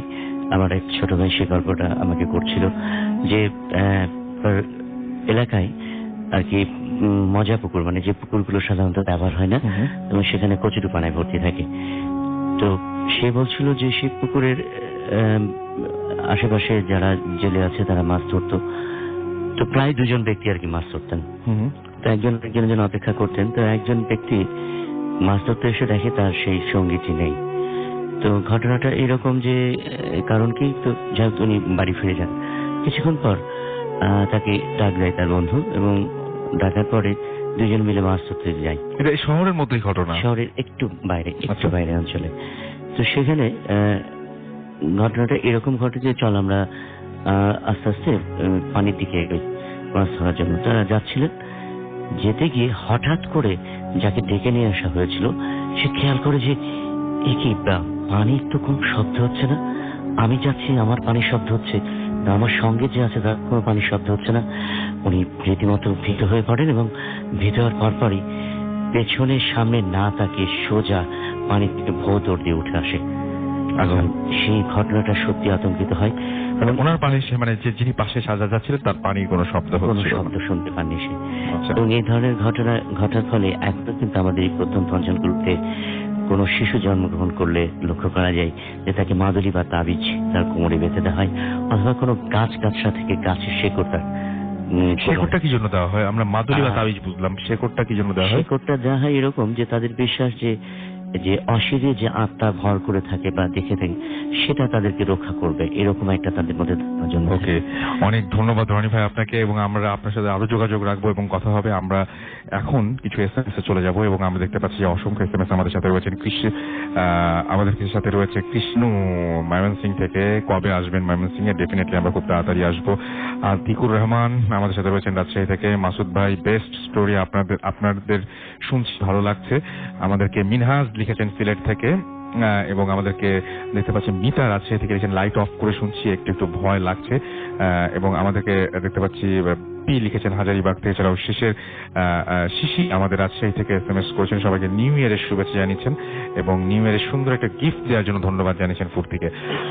এছাড়াও শামীম আমাদের সাথে আজকে আমার সাথে রয়েছেন। পল্লব নারায়ণগঞ্জ থেকে, বর্ণ নেত্রকোনা থেকে আমাদের সাথে রয়েছেন। অনিক রাজশাহী থেকে রয়েছেন আই লাভ বুথ এফএম লিখেছেন। এছাড়াও ফয়সাল মুক্তা খুলনা থেকে আমাদের সাথে রয়েছেন। আসিফ আমাদের সাথে রয়েছেন। নূর মোহাম্মদ সিলেট থেকে আমাদের সাথে আছেন। কেয়া আমাদের সাথে রয়েছেন। আমাদের সাথে রয়েছেন সুপ্তি নেত্রকোনা থেকে আমাদের সাথে রয়েছেন তিনি, এবং আসিফ নেহালের আমি এসএমএসটি পড়েছি। সো নাহিদ এবং হাবিব আমাদের সাথে কুমিল্লা থেকে রয়েছেন। এবং আমি চলে যাব আমাদের পরবর্তী অতিথির কাছে। আপনার নামটা হচ্ছে রাইট, আপনার নাম হচ্ছে নাইম, রাইট? নাইম, আপনার ঘটনাটা আমরা ছোট করে শুনে আসি। আমি নাহিয়ান রাজ নাইম, সাহিত্য একাডেমির টিচার। জি, ঘটনা চলে যাই। ঘটনাটা 2008 সালের ঘটনা। তখন আমি ক্লাস 10-এ পড়ি। তো আমার নানা হঠাৎ করে অসুস্থ হয়ে যান। জি। তো নানা যখন অসুস্থ হয়ে যান তখন নানাকে দেখার জন্য আমি, আমার আম্মু, আমার খালামণি, আমরা সবাই নানার বাড়িতে চলে যাই। যাওয়ার পরে দেখি যে নানা অনেক অসুস্থ হয়ে গেছেন। তো নানা যখন অসুস্থ হয়ে যান তখন তাকে তার কাছে নিয়ে যাওয়া হয়। আর আরেকটা কথা বলে রেখেছে ভাই যে আমার যে নানিদের এলাকা এটা একটু গ্রাম এলাকা। তো ওই জায়গায় প্রথমে নানাকে গ্রাম্য ডাক্তারের কাছে নিয়ে যাওয়া হয়। সম্ভবত প্রথমে ভাবা হয়েছিল যে অনেক জ্বর বা এরকম কিছু। তো যখন ডাক্তারের কাছে নিয়ে যেতে হয়, ডাক্তার বেশ কিছু ওষুধ দেন। ওষুধ তারপরে বলে যে 2-3 দিন পরে দেখা করতে। এরই মধ্যে আরেকটা কথা যে আমার নানির বাড়ির ঠিক পাশের বাড়িতে, ওটাও আমার সম্পর্কে নানি হয়, ওই নানির কাছে 7টা জিন থাকে। তো ওই 7টা জিন আবার আমাদের সবাইকেই অনেক ভালোবাসতো। এর কারণ হচ্ছে এটাই যে ওই নানি আবার কবিরাজি করতেন, আর তার জিনের কাছে যে কোনো রোগী আসলে তিনি, আমার নানিদের আবার একটা বড় ঘর ছিল, ওই ঘরটা তারা ব্যবহার করতেন, যার কারণে আমাদের সবাইকেই মানে সবকিছুতেই আর কি আগে থেকেই দেখতেন। তো এরই মধ্যে আমার ওই নানি এসে আমার নানিকে বলল যে এর যে এটা হয়েছে এটা আসলে কোনো না, এটা আমরাই হচ্ছে ভালো করবো। আমার নানি বললো যে কি হয়েছে, বলছে এটা কোন একটা বাতাস লাগছে বা এরকম কিছু, মানে চিন্তার ভাষায় আর কি যেটা বলে। তো যাই হোক, পরে নানি আমার আম্মু তখন বললো যে না, এটা বাতাস লাগে কিছু না, এটা হচ্ছে মানে আমার নানার কথা বললো যে আব্বার হচ্ছে অনেক জ্বর হয়েছে, আর একটা ডাক্তার দিয়ে ভালো করতে হবে। তারপরে যখন নানার অবস্থা আরো খারাপ হয়ে গেল, তারপরে আরেকটা ডাক্তারের কাছে নিয়ে যাওয়ার পরে ডাক্তার বললো যে ওনার প্যারালাইসিস হয়েছে। এর মধ্যে নানার আমার মানে পুরো ডান সাইডটা অবশ হয়ে যায়।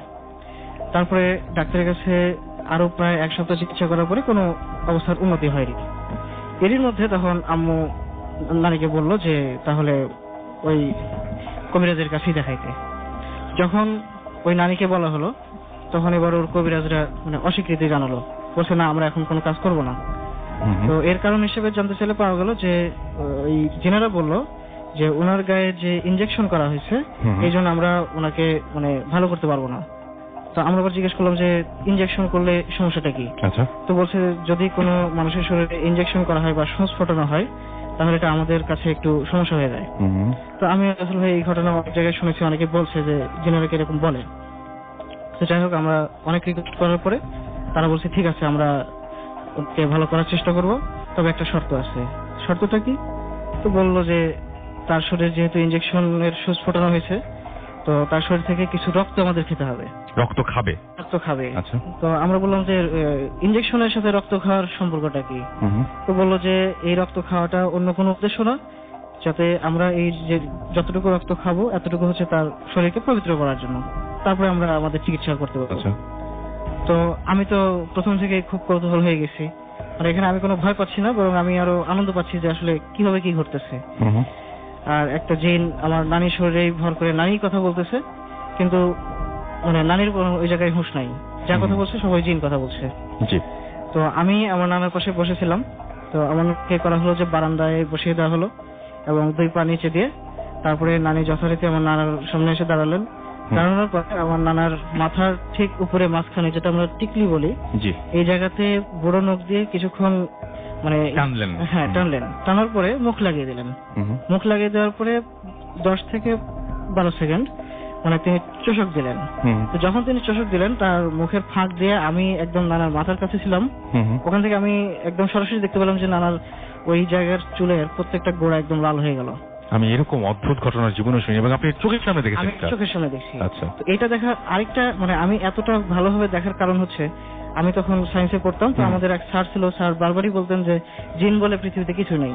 কিন্তু আমি আমার চোখের সামনে দেখতেছি যে আমার ওই নানি একেবারে অশিক্ষিত এবং মূর্খ, পড়ালেখা তিনি কিছুই জানেন না, এমনকি কোরআনের কোনো আয়াত তার মুখস্থ নাই, অথচ ওই জিন তার শরীরে হাজির হয়ে মানে সে কোরআনের আয়াত পড়তেছে, আবার এই ধরনের ঘটনাগুলো ঘটতেছে, যার কারণে আমি আরো বেশি এক্সাইটেড হয়ে গেলাম। আপনার নানা কি সুস্থ হয়েছিলেন এটা করার পরে? এরপরে নানাকে হচ্ছে ওই রক্ত খাওয়া হলো, রক্ত খাওয়ার পরে প্রায় আধা পর রক্ত খাইছে, খাওয়ার পরে বললো যে ঠিক আছে আমরা সন্ধ্যায় মানে চিকিৎসা শুরু করবো।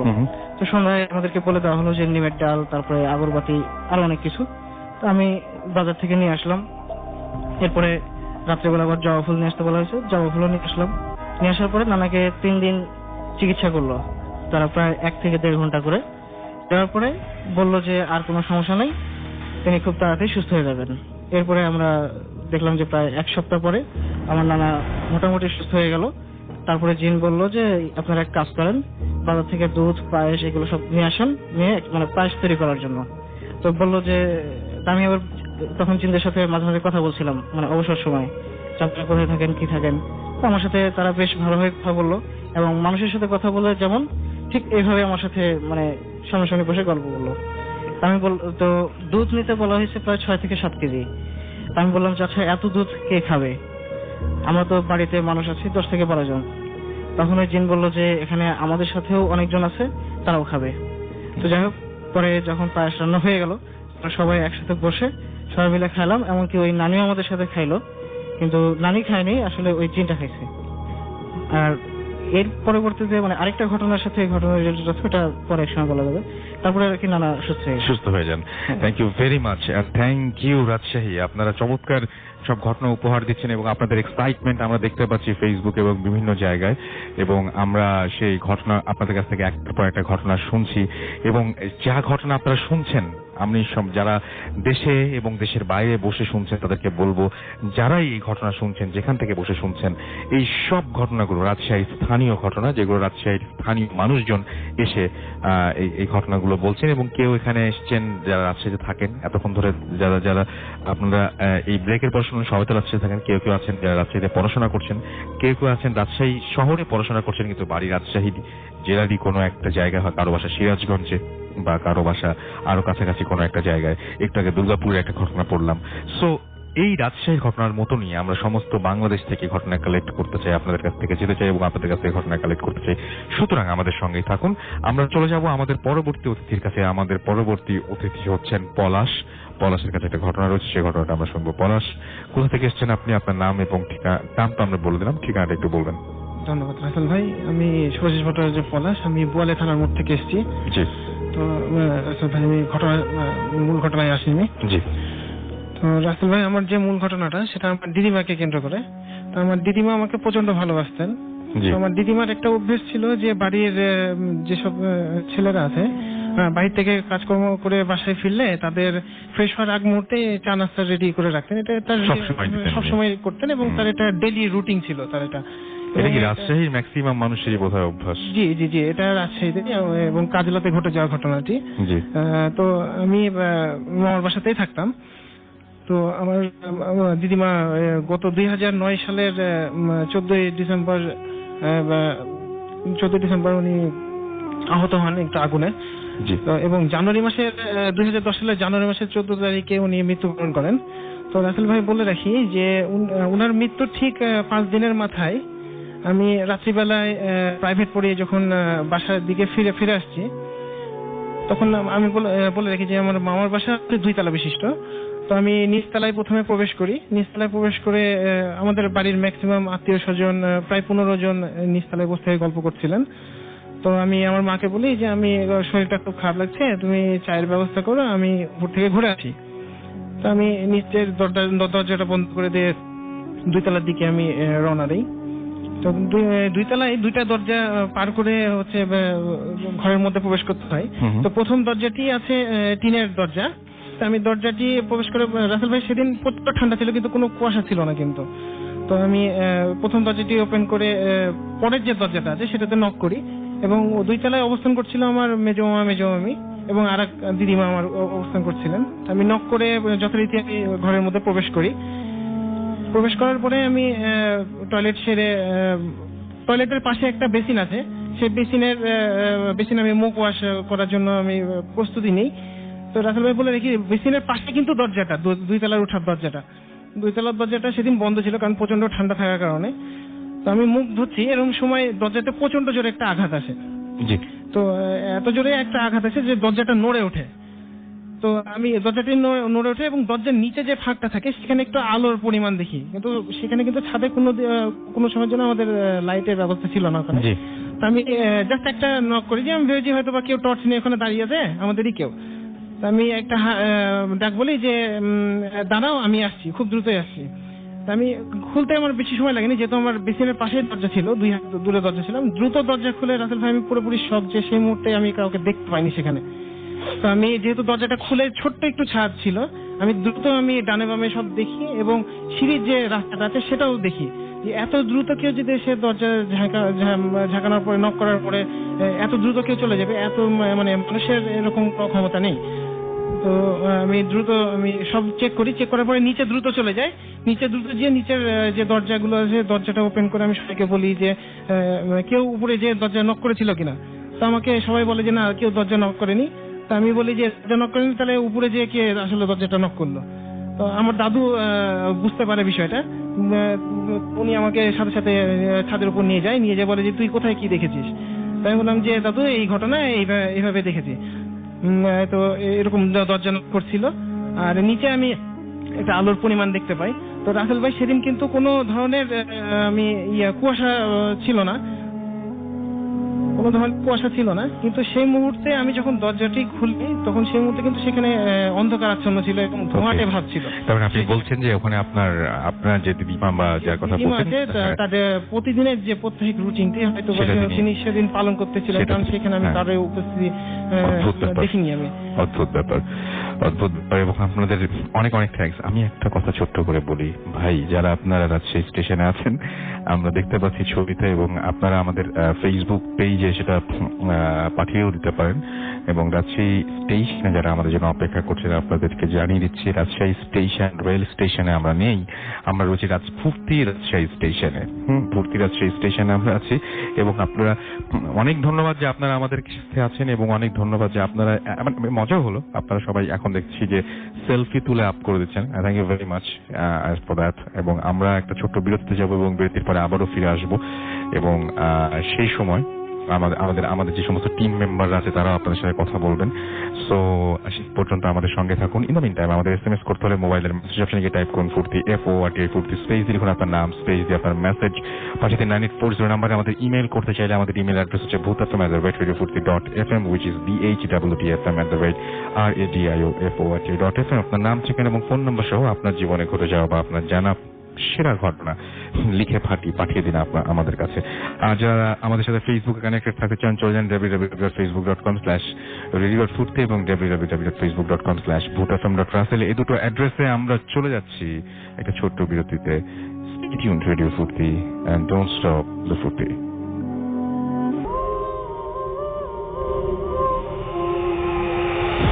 শুনছেন রেডিও ফুর্তি, দেশের সর্ববৃহৎ radio network 88.0 FM। Thank you Rajshahi, welcome back.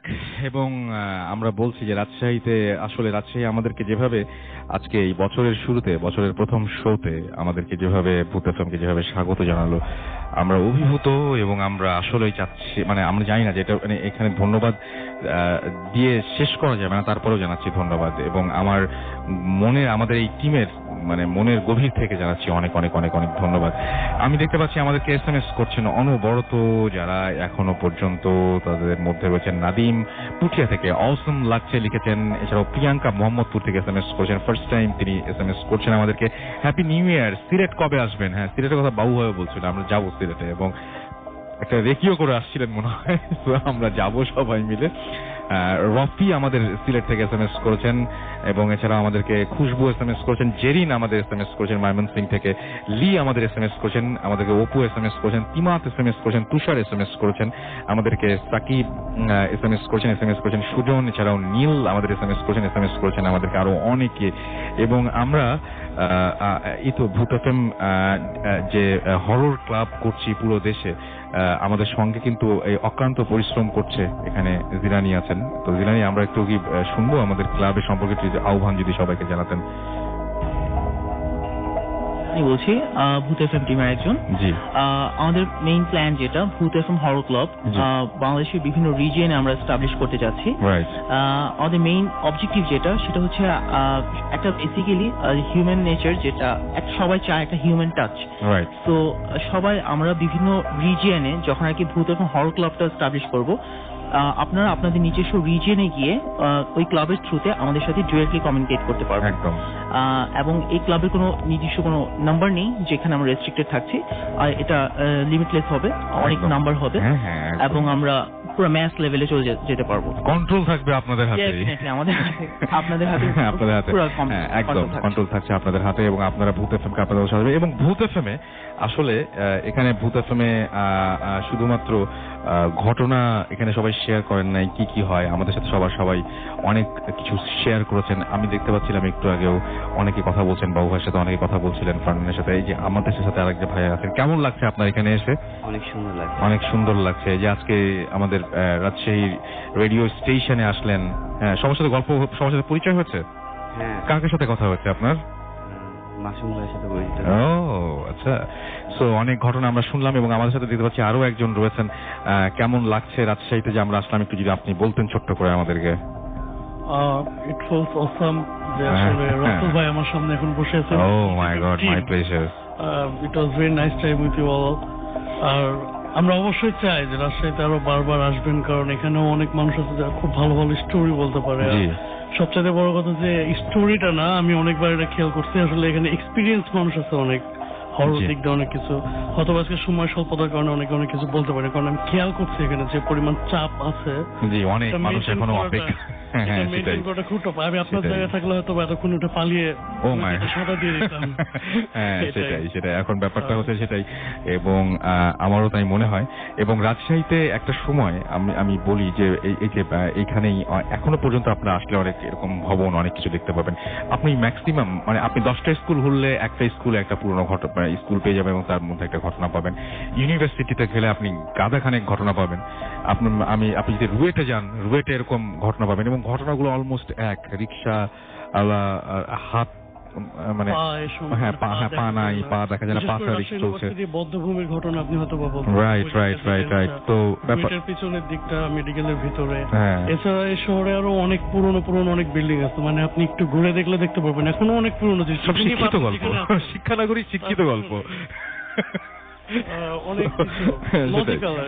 সেটাই তো আমার মনে হয় তাই। এবং কক্সবাজারে যারা আছেন তাদেরকে বলবো যে আপনাদের ওখানে আমরা ভূত এফএমের যে ক্লাবটা রয়েছে সেই ক্লাবটা ওপেন করতে চাই এবং আপনাদের সাথে আমরা ঘটনা শেয়ার করতে চাই আগামী সপ্তাহে। সেই জন্য কক্সবাজারবাসী যারা রয়েছেন তাদেরকে বলবো যে আমাদেরকে বেশি বেশি করে ঘটনা পাঠান এবং ঘটনা পাঠাতে হলে যেটা করতে হবে আপনারা আমাদের ইমেল অ্যাড্রেসটা একটু প্লিজ লিখে রাখুন বা মনে রাখুন। আমাদের ইমেল অ্যাড্রেস হচ্ছে bhutfm@radiofurti.fm which is bhwtfm@radiofurti.fm। এখানে মাসুম পুরোপুরি টেকনিক্যাল দিকটা দেখছে এবং ঢাকায় রয়েছেন আমাদের সাথে শাহিন ভাই। থ্যাংক ইউ ভেরি মাচ আপনাদেরকে। আমাদের সাথে ফারনান, কিরকম লাগলো সবার সাথে কথা বলে একটু এখানে যারা আছেন সবার সাথে? অনেক ভালো লেগেছে আসলে। আচ্ছা, রাজশাহী শহরটাকে কি ফিল করা যাচ্ছে কোনো কিছু? হ্যাঁ, রাজশাহী শহরটাতে মানে ফিল করা যাচ্ছে যে আমার সব থেকে ভালো লাগছে রাজশাহী যে মানে একদম ক্লিন একটা সিটি, রাইট, এক নম্বর। আর ভৌতিক কথা যদি বলেন আপনি, কিছু কিছু জায়গায় তো মিস্ট্রিয়াস মনে হয়, কেননা ব্রিটিশ এখানে একটা ছোঁয়া রয়েছে কিছু কিছু জায়গায়, ওই সময়কার কিছু বিল্ডিং রয়েছে। তো এই বিষয়গুলো কিন্তু আসলেই মানে কিছুটা মিস্ট্রিয়াস মনে হয় আমার কাছে। আমার কাছে মোট কথা ভালো লেগেছে টোটাল। ভূত এফএমে যে নতুন যে প্ল্যান গুলো সেগুলো যেন এক্সিকিউট হয়। ডেফিনেটলি আমরা সেটাই। আর সবসময় তো ঢাকাই ঘটনা শেয়ার করি। আজকে ভূত এফএম যে রাজশাহী স্টেশনে আসার পরে কিন্তু আপনারা অনেকের কাছে ঘটনা তো যে অফ দ্য রেকর্ড মানে শুনছেন, তাই না? মানে অন এয়ারের বাইরেও আপনারা শুনেছেন অনেক কিছু এবং আলাদাভাবে কথা বলছিলেন অনেকের সাথে দেখছিলাম। Right, thank you very much. আমরা একটু আপনার সাথে কথা বলে আসি। হ্যাঁ ভাইয়া, আমি কেমন লাগছে আপনার কাছে এই মুহূর্তে? আমি রুয়েট থেকে আসছি, আবির হাসান। অসাধারণ ভাইয়া, এক কথায় অসাধারণ। আগে থেকেই ভাইয়া আমি এখান মানে ভূত এফএম এর খুবই বড় ফ্যান। রাজশাহীতে ভূত রুয়েটে ভয়টা পান নাকি মাঝে মাঝে? আসলে ভয় ভাইয়া ভালো লাগে, পেতে ভালো লাগে, ভয় পাই। আর রেগুলারই ভূত এফএম শোনা হয়। Thank you so much. আমরা একটু বাবু ভাইয়ের কাছে যাই। বাবু ভাই, আপনাকে যে দায়িত্বটা দিব সেটা হচ্ছে আমাদের যে কক্সবাজারে আমরা যাচ্ছি এবং কক্সবাজারবাসীদের তাহলে কি করতে হবে একটু বলে দেন। এখানে এসে আপনারা তো অনেক মানে দেখলেন তো এখানে যে সারা পেয়েছেন তার সাথে বেশি সারা আমরা চাই, তাই না? হ্যাঁ, অবশ্যই আমরা চাই যে ওখানে সবাই আসুক এবং এসে শেয়ার করুক, কারণ যেখানেই যাওয়া হবে সেখানকার মানুষের নিজস্ব এক্সপিরিয়েন্স পাওয়াটা খুব ভালো জিনিস এবং যদি আসলেই তারা নিজেরা এক্সপিরিয়েন্স করে থাকে সেটা আরো বেশি ভালো। আচ্ছা, আপনি মাঝে মাঝে কিছু সেন্স করতে পারেন এখানে আপনার ঘুরে টুরে কিছু মনে হয়েছে যাচ্ছে শহরে? না, রাজশাহী শহরটা আসলে অনেক আগের থেকেই শোনা রাসেল ভাই এটা সম্বন্ধে যে অনেক কিছুই দেখা যায়, অনেক কিছু শোনা যায়, বিভিন্ন যে আপনি যে হাত ছাড়া মানুষের কথা বললেন অনেক জিনিস, এই জিনিসটা এক্সপিরিয়েন্স করার জন্য কিন্তু আজকে রাতে আমি ফারনানকে নিয়ে গিয়েছিলাম আপনার সেই রাজশাহী ইউনিভার্সিটিতে, ভিডিও আপ করেছি, ওখানে যে ঘুরে টুরে আসলাম। বেশ মিস্টেরিয়াস শহর। হ্যাঁ, সেটাই, বেশ মিস্টেরিয়াস শহর।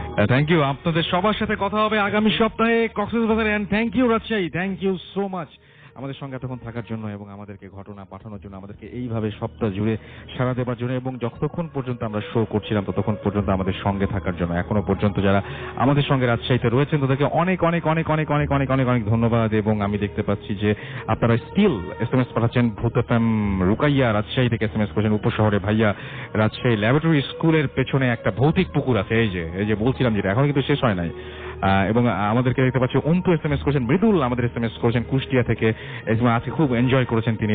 কুষ্টিয়ায় বসে রাজশাহীর ঘটনা এনজয় করছেন, একইভাবে কক্সবাজারের ঘটনা এনজয় করবেন কালকে আগামী সপ্তাহে পুরো বাংলাদেশ। রাজু আমাদের SMS করেছেন রাজশাহী থেকে এবং আপনার SMS পড়া হয় না কেন, আপনার SMS পড়ে ফেলেছি। আপনার SMS না পুরো তো রাজশাহী থেকে বের হওয়া যাবে না, মুশকিল আছে। মারিয়া আমাদের কক্সবাজার থেকে লিখেছেন মোস্ট ওয়েলকাম। আচ্ছা, এবং আমাদেরকে দেখতে পাচ্ছি ভূত এফএম, আচ্ছা আমাদেরকে এছাড়াও দেখতে পাচ্ছি অন্তু বগুড়া থেকে এসএমএস করেছেন এবং তিনি বলেছেন যে it's my new year gift. আচ্ছা, আমাদেরকে এছাড়াও দেখতে পাচ্ছি যে মুস্তফা এসএমএস করেছেন, মুস্তফা হৃদয় কুমিল্লা থেকে এবং আজাদ আমাদের এসএমএস করেছেন, নাফিসা নীল আমাদের এসএমএস করেছেন, আদনান সিলেট থেকে আমাদের এসএমএস করেছেন, এছাড়া আমাদের এসএমএস করেছেন মোস্তফা, এছাড়া আমাদের এসএমএস করেছেন দেখতে পাচ্ছি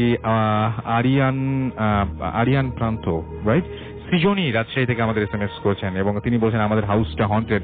এখন জেনে কি হবে, আপনারা যদি মানে নেক্সট টাইম ডেফিনেটলি মিস করবেন না, আমাদেরকে জানিয়ে দেবেন। এবং তিনি বলেছেন যে এনজয়েড দ্য শো। সামির এবং রিয়া খেয়া আমাদের এসএমএস করেছেন, এছাড়া এসএমএস করেছেন আর সাকিব, শুভ আমাদের এসএমএস করেছেন হিমেল সহ আরো অনেকে যারা আমাদের এসএমএস করতে পারেননি তারা ফেসবুকে আমাদের সাথে যোগাযোগ করবেন। ফেসবুকে আমি দেখতে পাচ্ছি অলরেডি অনেকেই আমাদের সাথে রয়েছেন এই মুহূর্তে এবং ফেসবুকে তারা লিখছেন। আমাদের অনেকগুলো ভিডিও আপ করেছেন জিলানি, সেগুলো আপনারা মানে জাস্ট চেক করে নিন একটু প্লিজ। এবং এখানে রাজশাহী যারা আছেন, আমরা মানে এরকম না যে স্টুডিওতে বসে বললাম আমরা এখন রাজশাহীতে, ইটস নট লাইক দ্যাট। আমরা রাজশাহীতে এসেছি এবং রাজশাহীবাসীর সাথে আমাদের স্টুডিওতে, ফুর্তি যে স্টুডিওতে, সেইখানে আমরা নিজেরা, এখানে আওয়াজ আছে সবকিছু এবং এখানে আমরা লোকজনের সাথে কথা বলছি, সেই ভিডিওগুলো আপ করা হয়ে গেছে। এবং এটা এরকম না যে আমরা মানে রাজশাহীতে আমরা সবভাবেই আছি আর কি, হ্যাঁ, আমাদের অফিস সবকিছু, this is something to be proud of, right?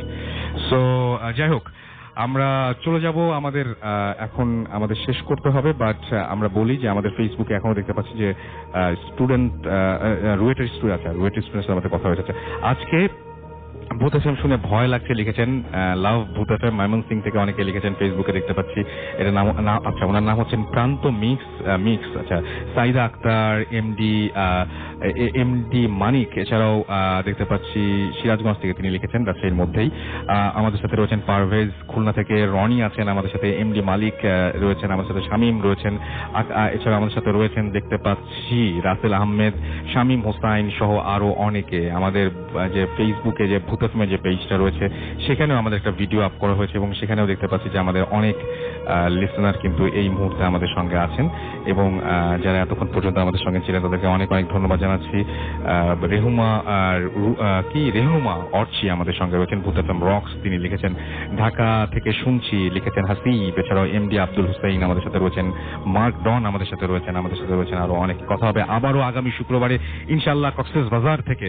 এবং কক্সবাজারের অতিথি আপনাদেরকে আরো একবার, কক্সবাজারে যারা অতিথি হতে চান, আমাদের স্টুডিওতে আসতে চান, আপনাদেরকে আরো একবার মনে করিয়ে দিই, আমাদেরকে আপনারা ইমেল করুন, ইমেল করে আপনাদের ঘটনা পাঠান। আমাদের ইমেল অ্যাড্রেস হচ্ছে bhutfm@radiofurti.fm, which is bhwtfm@radiofurti.fm। আপনার শহরেই আমরা শো করবো, আপনার কাছাকাছি থাকবো, সুতরাং অবশ্যই আমাদের স্টুডিওতে এসে আমাদের সাথে ঘটনা শেয়ার করুন, সেরা ঘটনাগুলো। এবং রাজশাহীতে আপনারা দেখলেনই কিভাবে আমরা মানে এখানে শো করলাম, সুতরাং কক্সবাজারে তো ইনশাআল্লাহ আরো বেশি সাড়া পাবো আশা করছি। সেটা কথা হবে আবার আগামী শুক্রবারে কক্সবাজার থেকে। সেই পর্যন্ত সবাই ভালো থাকুন, সুস্থ থাকুন, সুন্দর থাকুন, মোস্ট ইম্পর্টেন্টলি সুস্থ থাকুন। Thank you Rajshahi and Cox's Bazar, get ready.